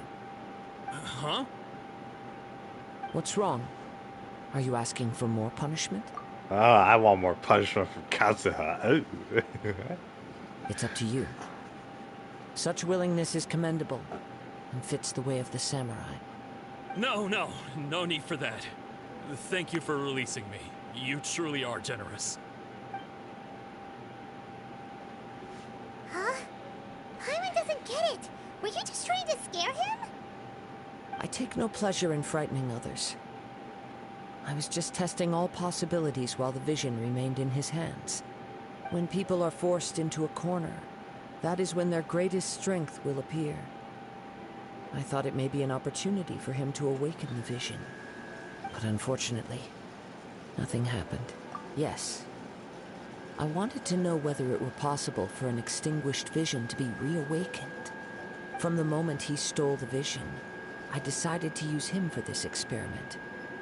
I've tried many other methods in the past, though few tales tell of a masterless vision reawakening. After seeing you command multiple elements, I figured that nothing is impossible. Come, why don't you give it a try? Let's see if you can give me the answer I'm hoping for. Come. Huh. The vision didn't seem to respond at all. I see. So you are also unable to rekindle the vision. Oh, No he's matter. so sad. This was expected. I suppose this vision is still mine to take for now. Yeah, what's the story behind this? The story begins with an old friend. Oh boy. He was once a good friend of mine. Oh boy. One day he asked me about a sword art of which he had heard, the Musono Hitotachi. I told him it can only be witnessed when divine punishment is administered. It is the pinnacle of the Raiden Shogun's skill, a symbol of ultimate power. But he replied, there must be one who can withstand it. There will always be those who dare to brave the lightning's glow. Then, the Vision Hunt decree arrived. People's aspirations were stripped away as the Raiden Shogun began to construct her ideal of eternity. While I was fleeing from place to place, I heard that my friend had challenged the Vision Hunters to a duel before the throne. A solemn yet brutal challenge. The defeated face divine punishment, while the victors gain a second chance. Perhaps he thought he of all people should make a stand. Coming face to face with the Musono Hitotachi was all that he truly desired, after all. When I arrived at Tenchukaku, the duel was over. I heard his sentence of divine punishment, his severed blade hitting the ground. Perhaps that was the glory he had yearned to witness. In his last moments, what expression was on his face? Before I knew it, I had stepped forward and snatched the dying vision and was running from the scene. All I knew was that I mustn't let his hope, which burned so brightly, become buried among the ice-cold statue of a god. Perhaps one day, I may come to find that all I have done is meaningless. Damn, that's kind of the story. Like, holy shit. Damn, this game kind of goes hard. But as a wandering samurai, I find meaning in traveling and the sprawling beauty of nature that lies along the way, while still retaining the warrior way in my heart. Wait, how'd this dude escape Inazuma? I thought the other chick was like, oh yeah, I made a wooden raft and I blacked out in the middle of the ocean, and it was only the devil's luck that got me to Liyue Harbor. And yet this man is like, oh yeah, I just left. Fucking, they just left the same place. I just popped up here. Kazuha. It's just another way of saying I do as I please. All right then, it's time we returned. Do not let my feelings trouble you, but thank you.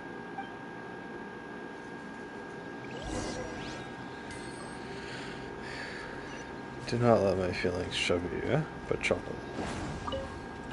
Trouble, trouble, trouble. Into the fire. Ah.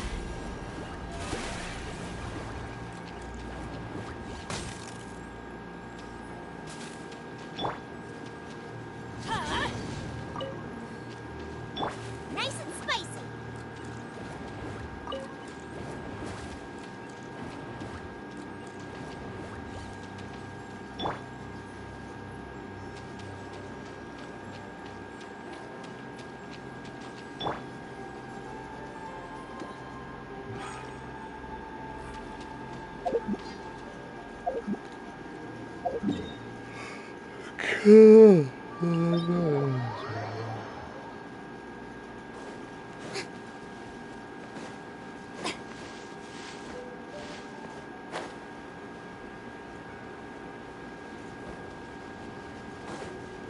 But yeah, guys, girl band cry. It's a great one. Also,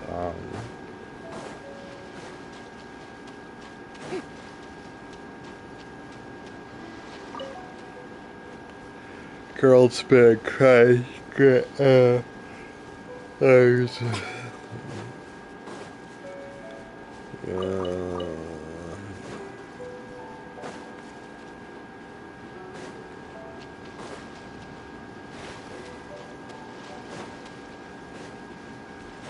Oh, there's no spectators left.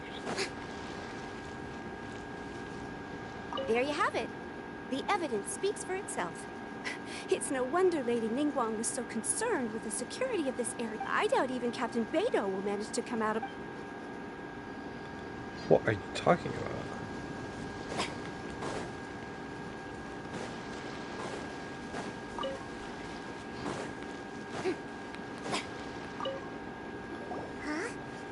Leave already? Maybe she... If you're looking for the captain, she was summoned by Lady... It seems that the Crux clash got out of hand this time and has attracted her attention. Captain Beidou was muttering something about Ningguang being a stick in the mud as she headed off to Liyue Harbor. It's not unusual for those two to be at odds with one another. But still, Captain Beidou was disappointed she didn't get to witness the crowning of the new champion.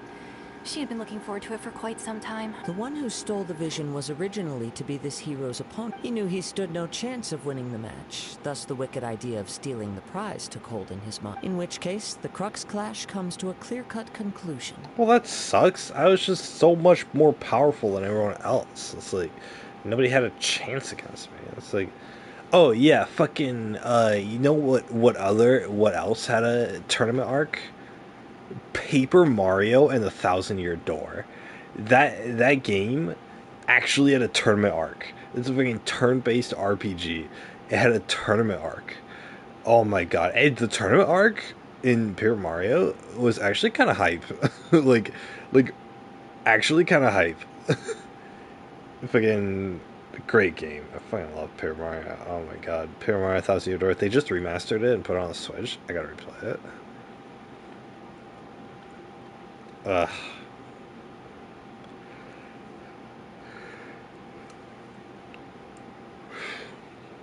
But yeah, Paper Mario tournament art too.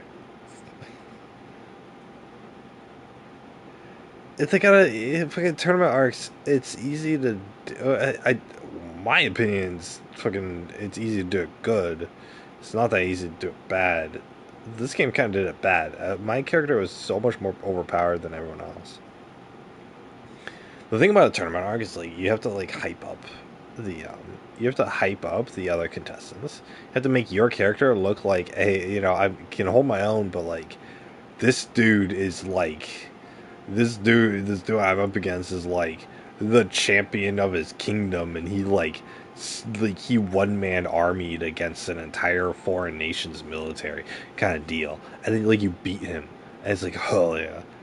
You know, it's like, it's got to be a bunch, like, when One Piece did their tournament arc, it was like, there's a bunch of these really strong opponents, but you knew that the One Piece character was, like, gonna freaking, like, destroy all of them.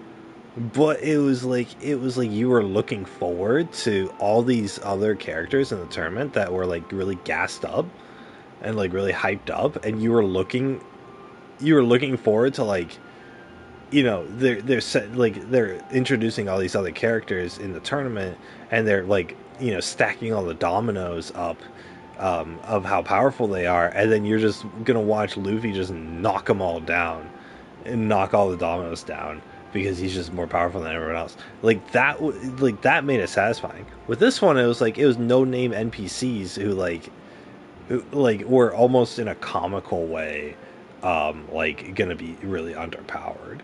Like, it's okay to have one or two of those in it, but, like, it was the whole thing. It was like, kind of sucks.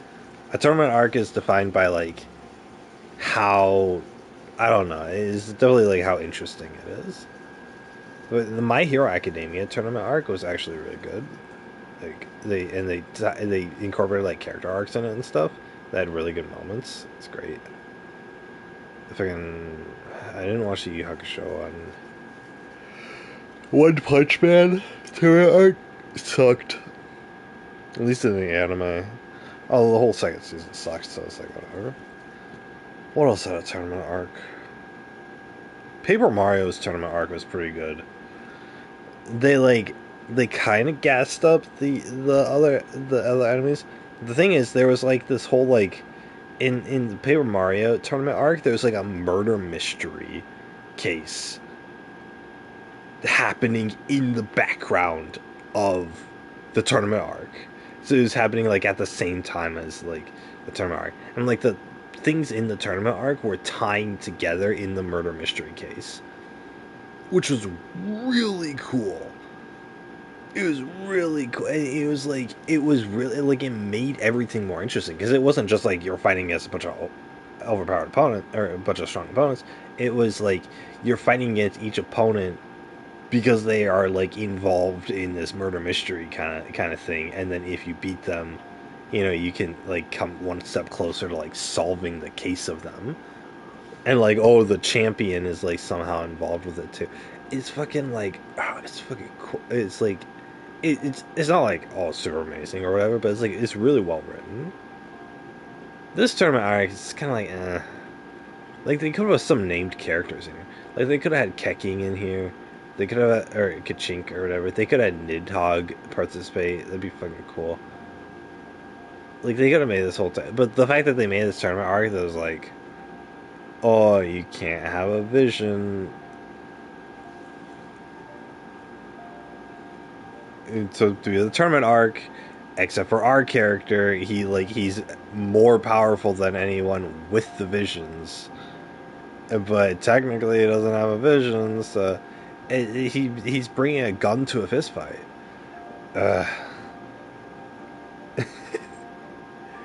I'm so critical when it comes to storytelling. God damn it.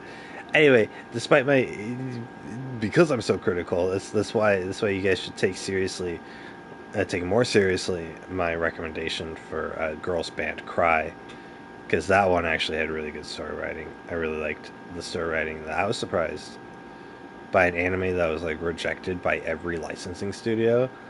It had like a really good, and the fact that it's an idol anime too, it actually had really good writing in it. I mean, it still does. I still have like 5 episodes left. But... Huh? So that's what happened? If that's the case, then the rules stipulate that he is disqualified. And our hero here is the champion. Paimon thought we'd win and all, but not like this. Yeah, it's kind of disappointing. It doesn't matter. As the saying goes, honor given is honor deserved. Now, let me go prepare the champion's medal to award you. Yes, I believe so. Though Captain Beidou is no longer present here, I'll be sure she receives word of it. But the voyage to Inazuma is a treacherous one. You will be plagued by a perpetual tempest the entire trip. That sounds fun. In fact, the relentless rain and wind are also an embodiment of the Raiden Shogun's will to close the nation. Hold on a second. You're saying she can change the weather just with the power of her mind? Oh, hell yeah. Let us not forget that this is one of the 7 Archons. Oh, she's a god. If Liyue's Morax could form Guyun's stone forest by casting down his stone spears, then it should come as no great surprise that the Raiden Shogun is capable of summoning an eternal tempest. The English dub for this game is actually really good. Like, I just want to, like, they're actually, like, putting their heart into it and stuff.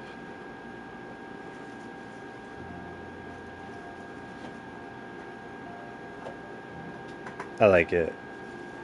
It's actually really good. Because this is a Chinese game. Chinese voice acting. Suffice it to say that if you wish to journey to Inazuma, the Alcor will need some time.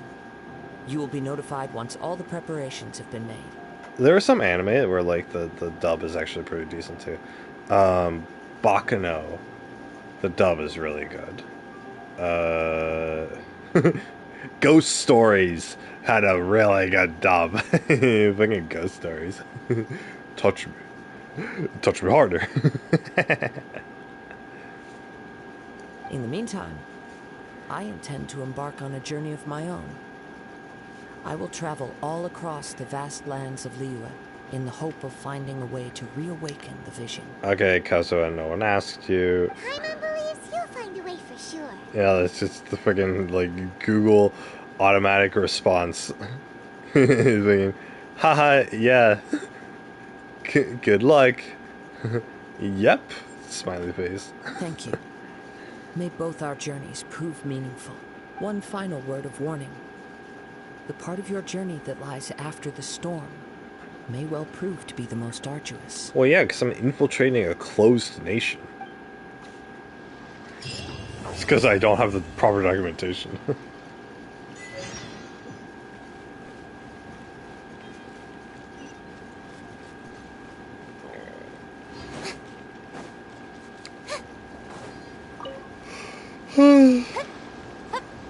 Yeah, guys, I'm kind of tired.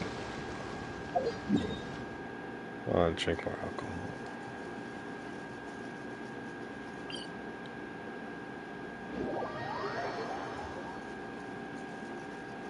I never,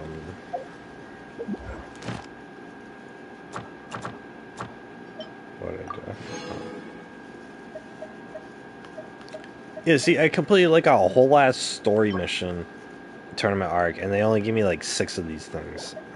And like 3 of these things. It's fucking... Yeah, I have like almost 200 of these, and like over 400 of these. And they gave me 1 intertwined fate, like I have 6 of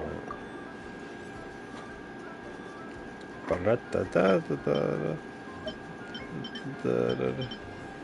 I feel like Inazuma is gonna be like this, like I feel like Inazuma is gonna be like the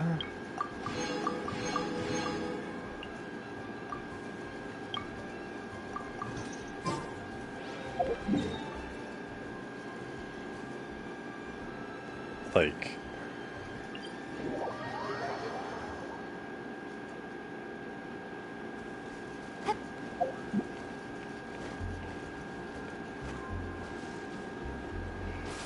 oh, Jesus Christ. Yeah, I feel like Inazuma is gonna be like this whole like overthrowing a tyrant kind of quest, kind of storyline, which I love. I love the whole overthrowing a tyrant and like giving that tyrant like multiple like personalities and stuff. It's freaking awesome.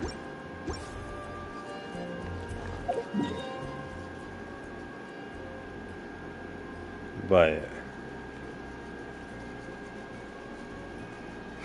okay.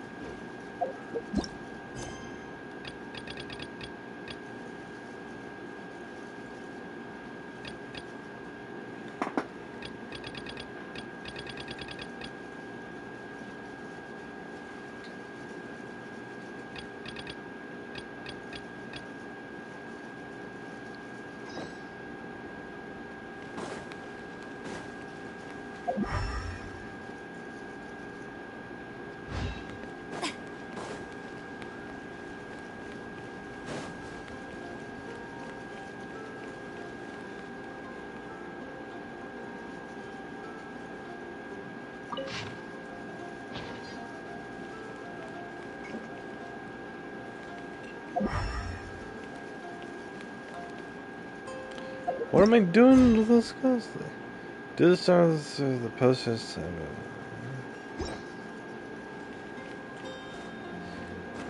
Oh, okay.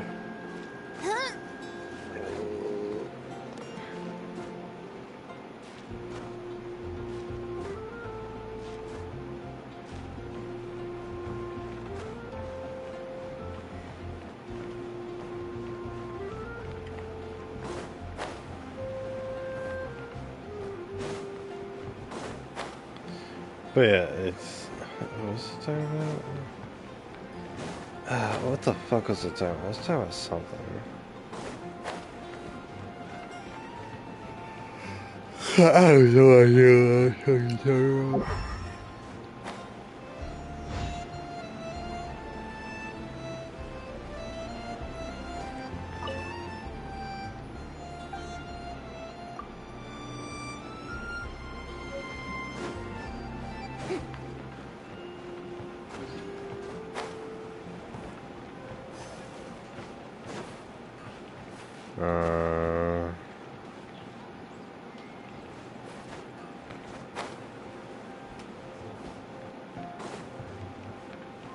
What the hell was I talking about? Bro, I have no fucking idea. Oh my god.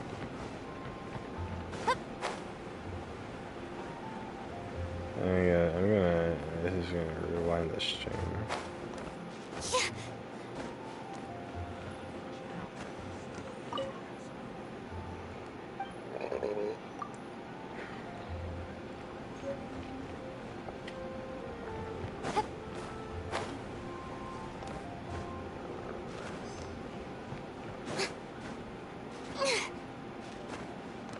Anyway, Girls Bank Cross are really good. Yeah, I have no idea what I was fucking talking about. Let me search up what I was talking about. I can't rewind in the stream like you guys can.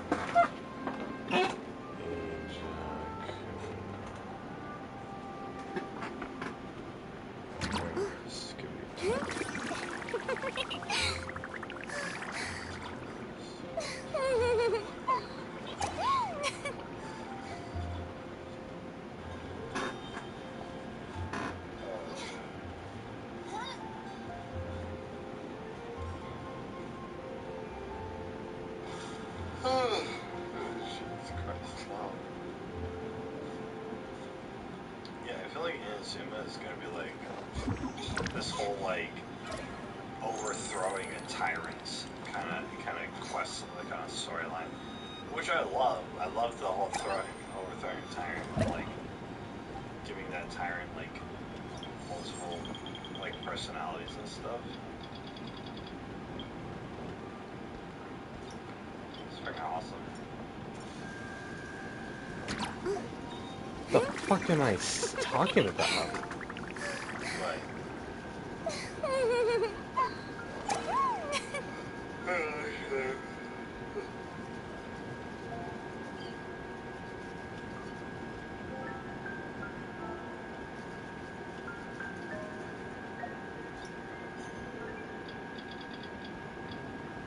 Tea parties are a must for the well-mannered. If you'd like to learn the proper etiquette, I'd be happy to teach you. Yeah, I have absolutely zero idea what I was talking about.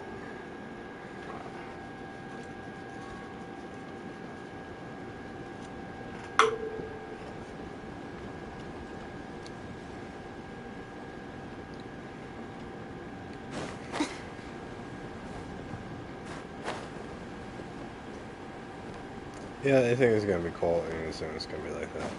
And then the Fontaine's gonna be. I don't know. That's whatever. Yeah.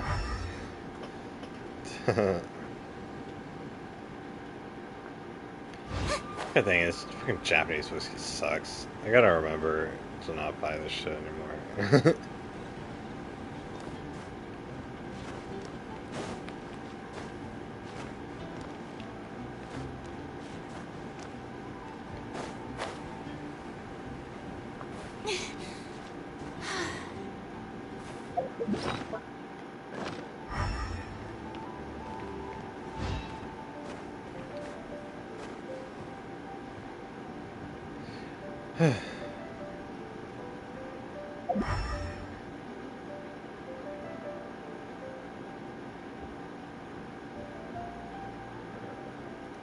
God, they like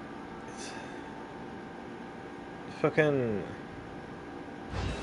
they introduced like all these cool characters in like that quest line or whatever, and then they're ignored. Like you don't see them ever again. Freaking Final Fantasy would never. No, they introduced like a whole bunch of like, cool characters in this quest line. And they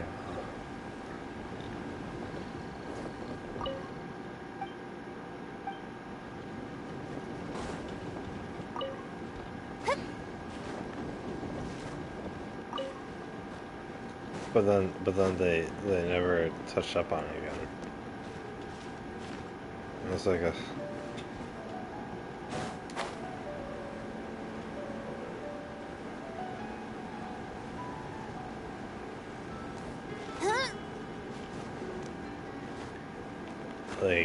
they like didn't expand upon them that much. Like in this city, they had a character. He was like the owner of like the winery, and he was like supplying his own bar. So he's like he had considerable influence. But at the same time, he was like, "Oh, I don't like the soldiers in the city. I don't think they do a good job." And he was like a fucking vigilante, like doing nighttime like Batman justice or whatever, and nobody knew his identity because he's like the Dark Knight. It was fucking cool. And then that was relevant for like 2 quests, and then never popped up again. and like his like deep-seated like hatred for the military and stuff was never addressed. It was never like brought up again because we never got to see his character. What a pleasant surprise! Like, Truly an extra slice of joy. like, shut up! It was a common chest. But yeah, it's fucking. It was like. It was a cool setup, but they never paid off on it. They set up the whole thing and then they never concluded it.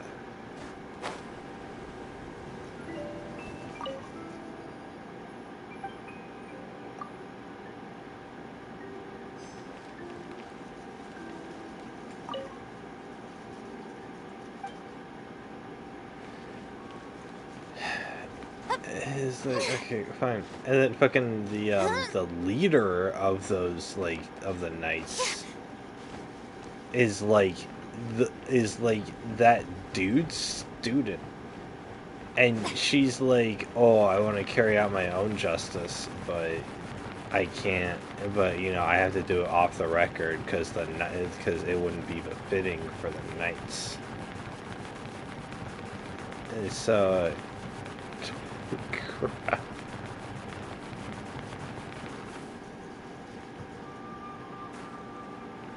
But yeah, so she, and then she like helps us because of that. She like helps us with our quest, but not as the Grandmaster, but just as like a regular old person.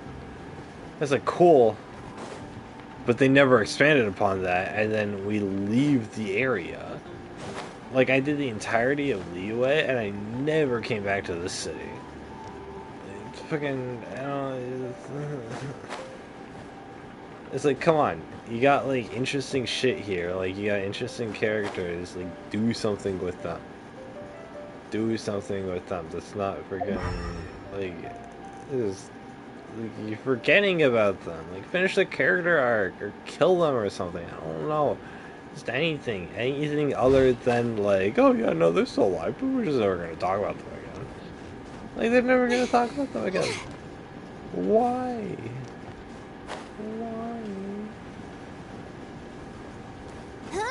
It's terrible. It's absolutely terrible. Anyway, guys, I found one of my customers that I was helping out with this thing. He mentioned that he was like renting a room with a bathroom to somebody at his house. And I asked him, I was like, how much are you renting to the dude? And he's like, the guy's like, oh yeah, I'm charging him $1,000 a month for rent, but he gets us on parking space. And it's like, man, fucking yeah, renting a room for that much money is like, for a bedroom for $1,000 a month is a total ripoff. But at the same time, that's like 1 week's pay for me. And it's like that shit pays for like the month. I'm like, yeah, you don't get your own kitchen, but we can just deal with it, right? Like, but other than that, it's fair deal. I mean, it's not a good deal. It's the best deal you're gonna get in this stupid part of the country. I swear to God. $1,000 to rent a room with a bathroom, like that's not that bad. That's not that bad, considering that I think that includes utilities too. Because you consider fucking if you want your own studio apartment is double that. It's actually double that. You know why? So, and it's like for a crummy place. This place the dude had, it was alright. And the guy was like, oh, you know, he's quiet and stuff. I'm like, yeah, I'm quiet. I was just never stream. Hey guys, by the way, this could be my last stream. I've only been streaming because like my family's been gone, but they're coming back tomorrow, so I don't want to make noise because I don't want to be heard. So. But yeah, I was thinking like maybe I could find a deal like that somewhere. If I'm gonna rent a room with a bathroom. I was just I don't know. I'm not too comfortable like living with under somebody else's. Or if like my situation right now is cool because like I don't live with anybody, but or I don't talk to anyone. But it's like fucking there'd be this social obligation of like saying hi to them as I pass by them in the front yard or whatever. You know.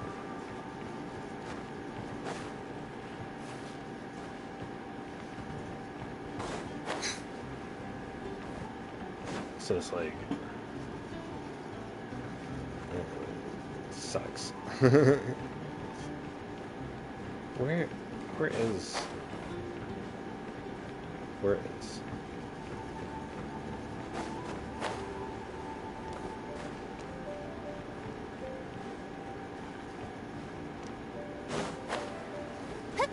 kind of need on-field DPS.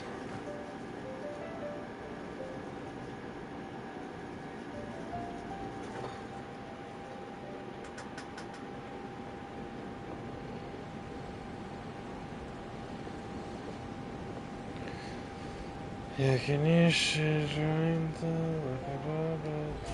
How brilliant!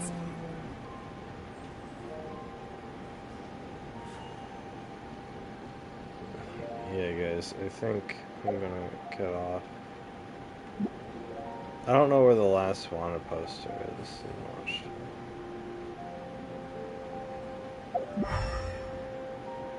And it makes me big sad. Big sad. The girls band cry came to a pretty emotional climax in episode 8, but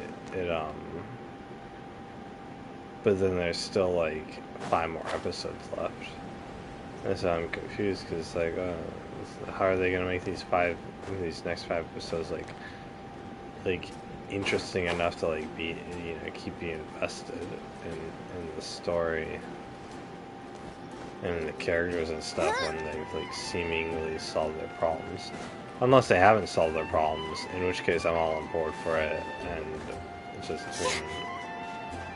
just give me more please.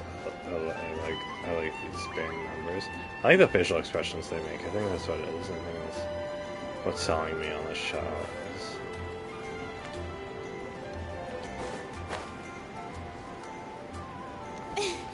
Their facial expressions.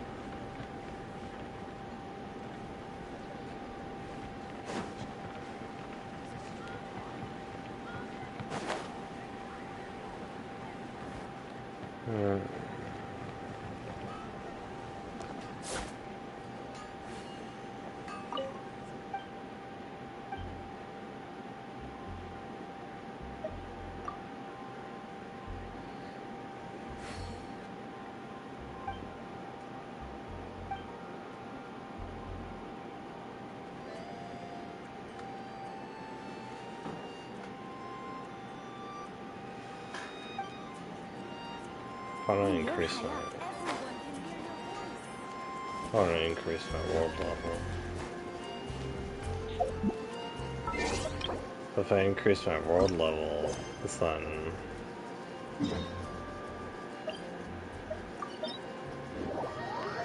then all the enemies get tougher. Oh, they cut them together. Oh, it says the fucking Shark Hearts guide says once you do the Ascension quest, your priorities are to get your level weapon to 70, increase talents to level 6, get your character to level 69. Boring. And it's been 5 seconds. More interesting to do? And then just level up artifacts. So I'm thinking that, like, because once I level up my world, then I can collect artifacts. I can collect, you know, I can collect the golden troop for, because right now I think what's holding me back is the artifacts. Because I haven't upgraded any of them, because I'm like, oh,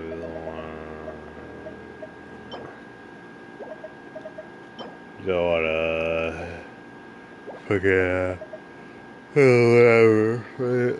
But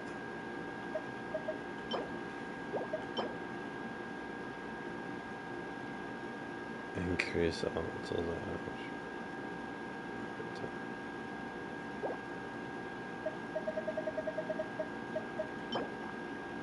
Yakinishi Narinda.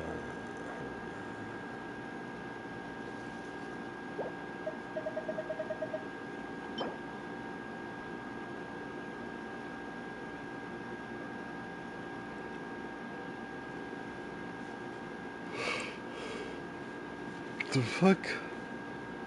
So I can get the orange version or the purple version of that right now.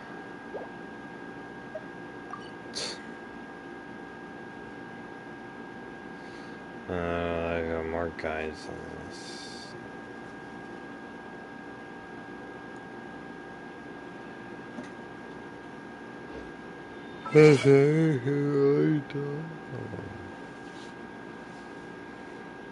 I'll probably do the essential quest later.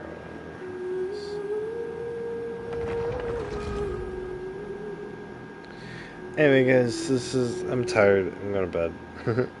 This has been Big Pasta Gaming.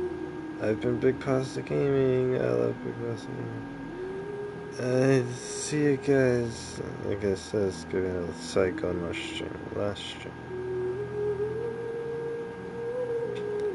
stream. No more going on with it. But I got my past streams on.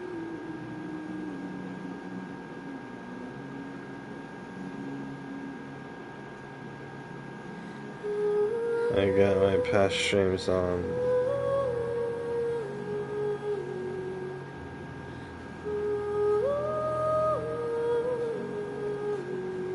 I was told today that, because I told my manager that, like, I almost felt like I was like dead tired the other night, and they were like they lectured me about well, not lectured me, but they were like you know, it's okay to just say something about, hey, if you're too tired, then like,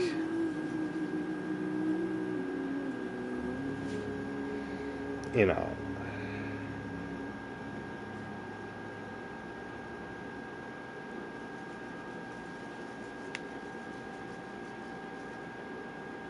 Yeah, like if you're being too tired, you gotta take a rest, because it's not gonna do anybody good if you know, if you're getting in your car and you fall asleep when you're driving, you die. And it's like, okay, I guess that makes sense. Like, it would be harmful to it would be bad for the company if I were to die, because then they wouldn't have me able to work. so they don't want me to die, so.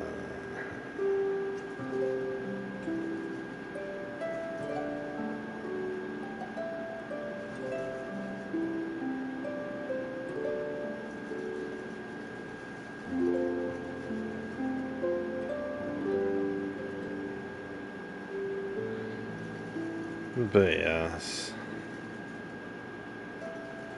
As they were saying, like, hey, once you hit like the 36-hour mark, that you're like, hey, you haven't slept yet for a considerable amount, then like you just, like, if I think that, like, I'm gonna get in the vehicle and I'm like gonna fall asleep, then I have to let somebody know. That means no more late night staying up playing video games. I'm gonna have to actually like sleep when I have free time, because that's gonna ensure that I get enough sleep as possible. Like, tonight is no big deal, because, you know, I have the day off tomorrow, but, like, it's for, like, all the week, you know. Alright, guys, I hope you all have level 100 Skibidi Toilet Rizz only in this stream. I hope that none of you are out of Ohio. I hope that this content slaps for real on God. For real, no cap on God. I hope.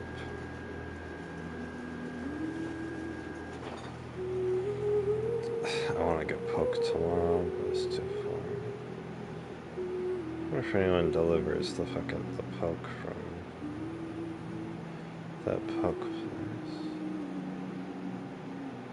Anyway, guys, alcohol gets me tired.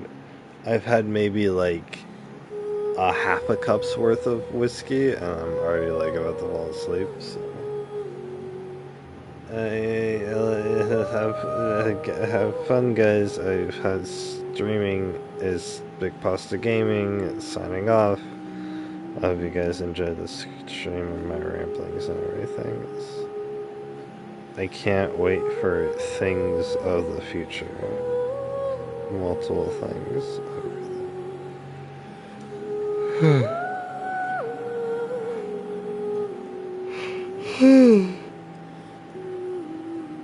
Time. No more once upon a time. But yeah, guys, I highly recommend Girls Paint Chris. Great. It's not like, oh, this is legendary anime, right? Like Attack on Titan was or whatever. But it's a girls band anime, but there's like emotional damage and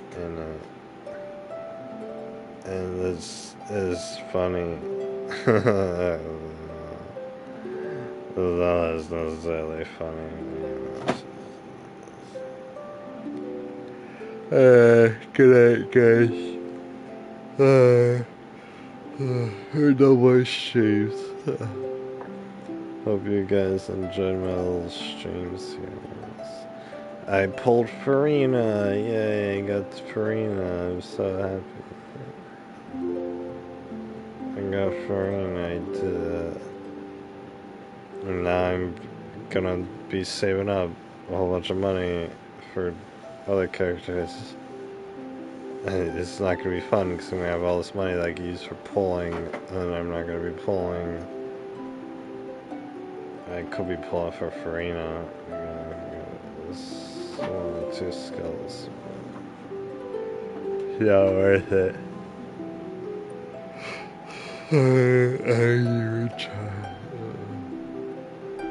Night, guys. See ya. Bye. Stay safe. Just keep on keeping on. Soldier through it. And don't stress out or realize it'll be over soon.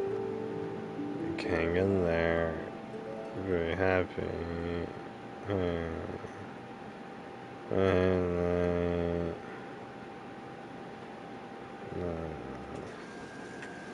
I'm sure there'll be something that I forgot to talk about on this stream that I wanted to talk about that I'll remember, like right after I press end recording, but I'm not gonna start another stream.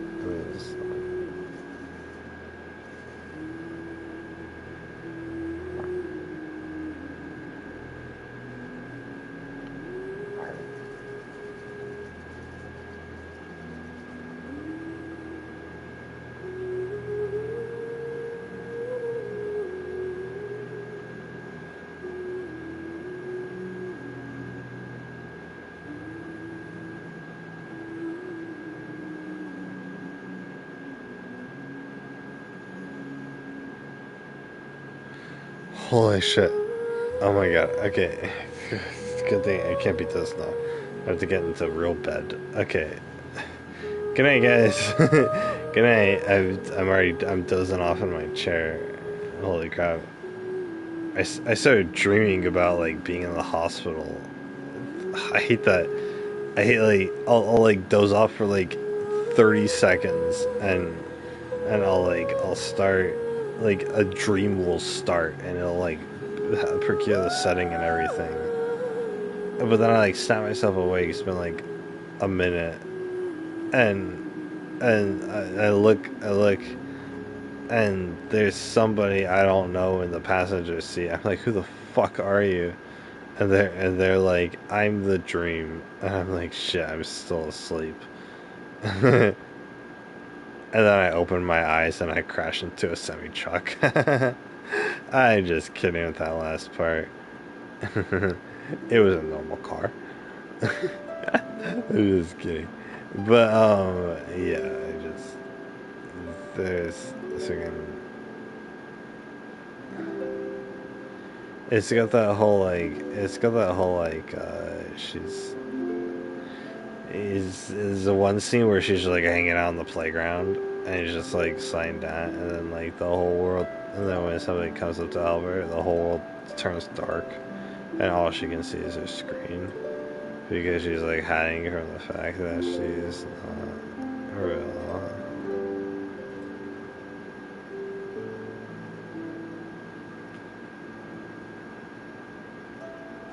Alright, good night guys.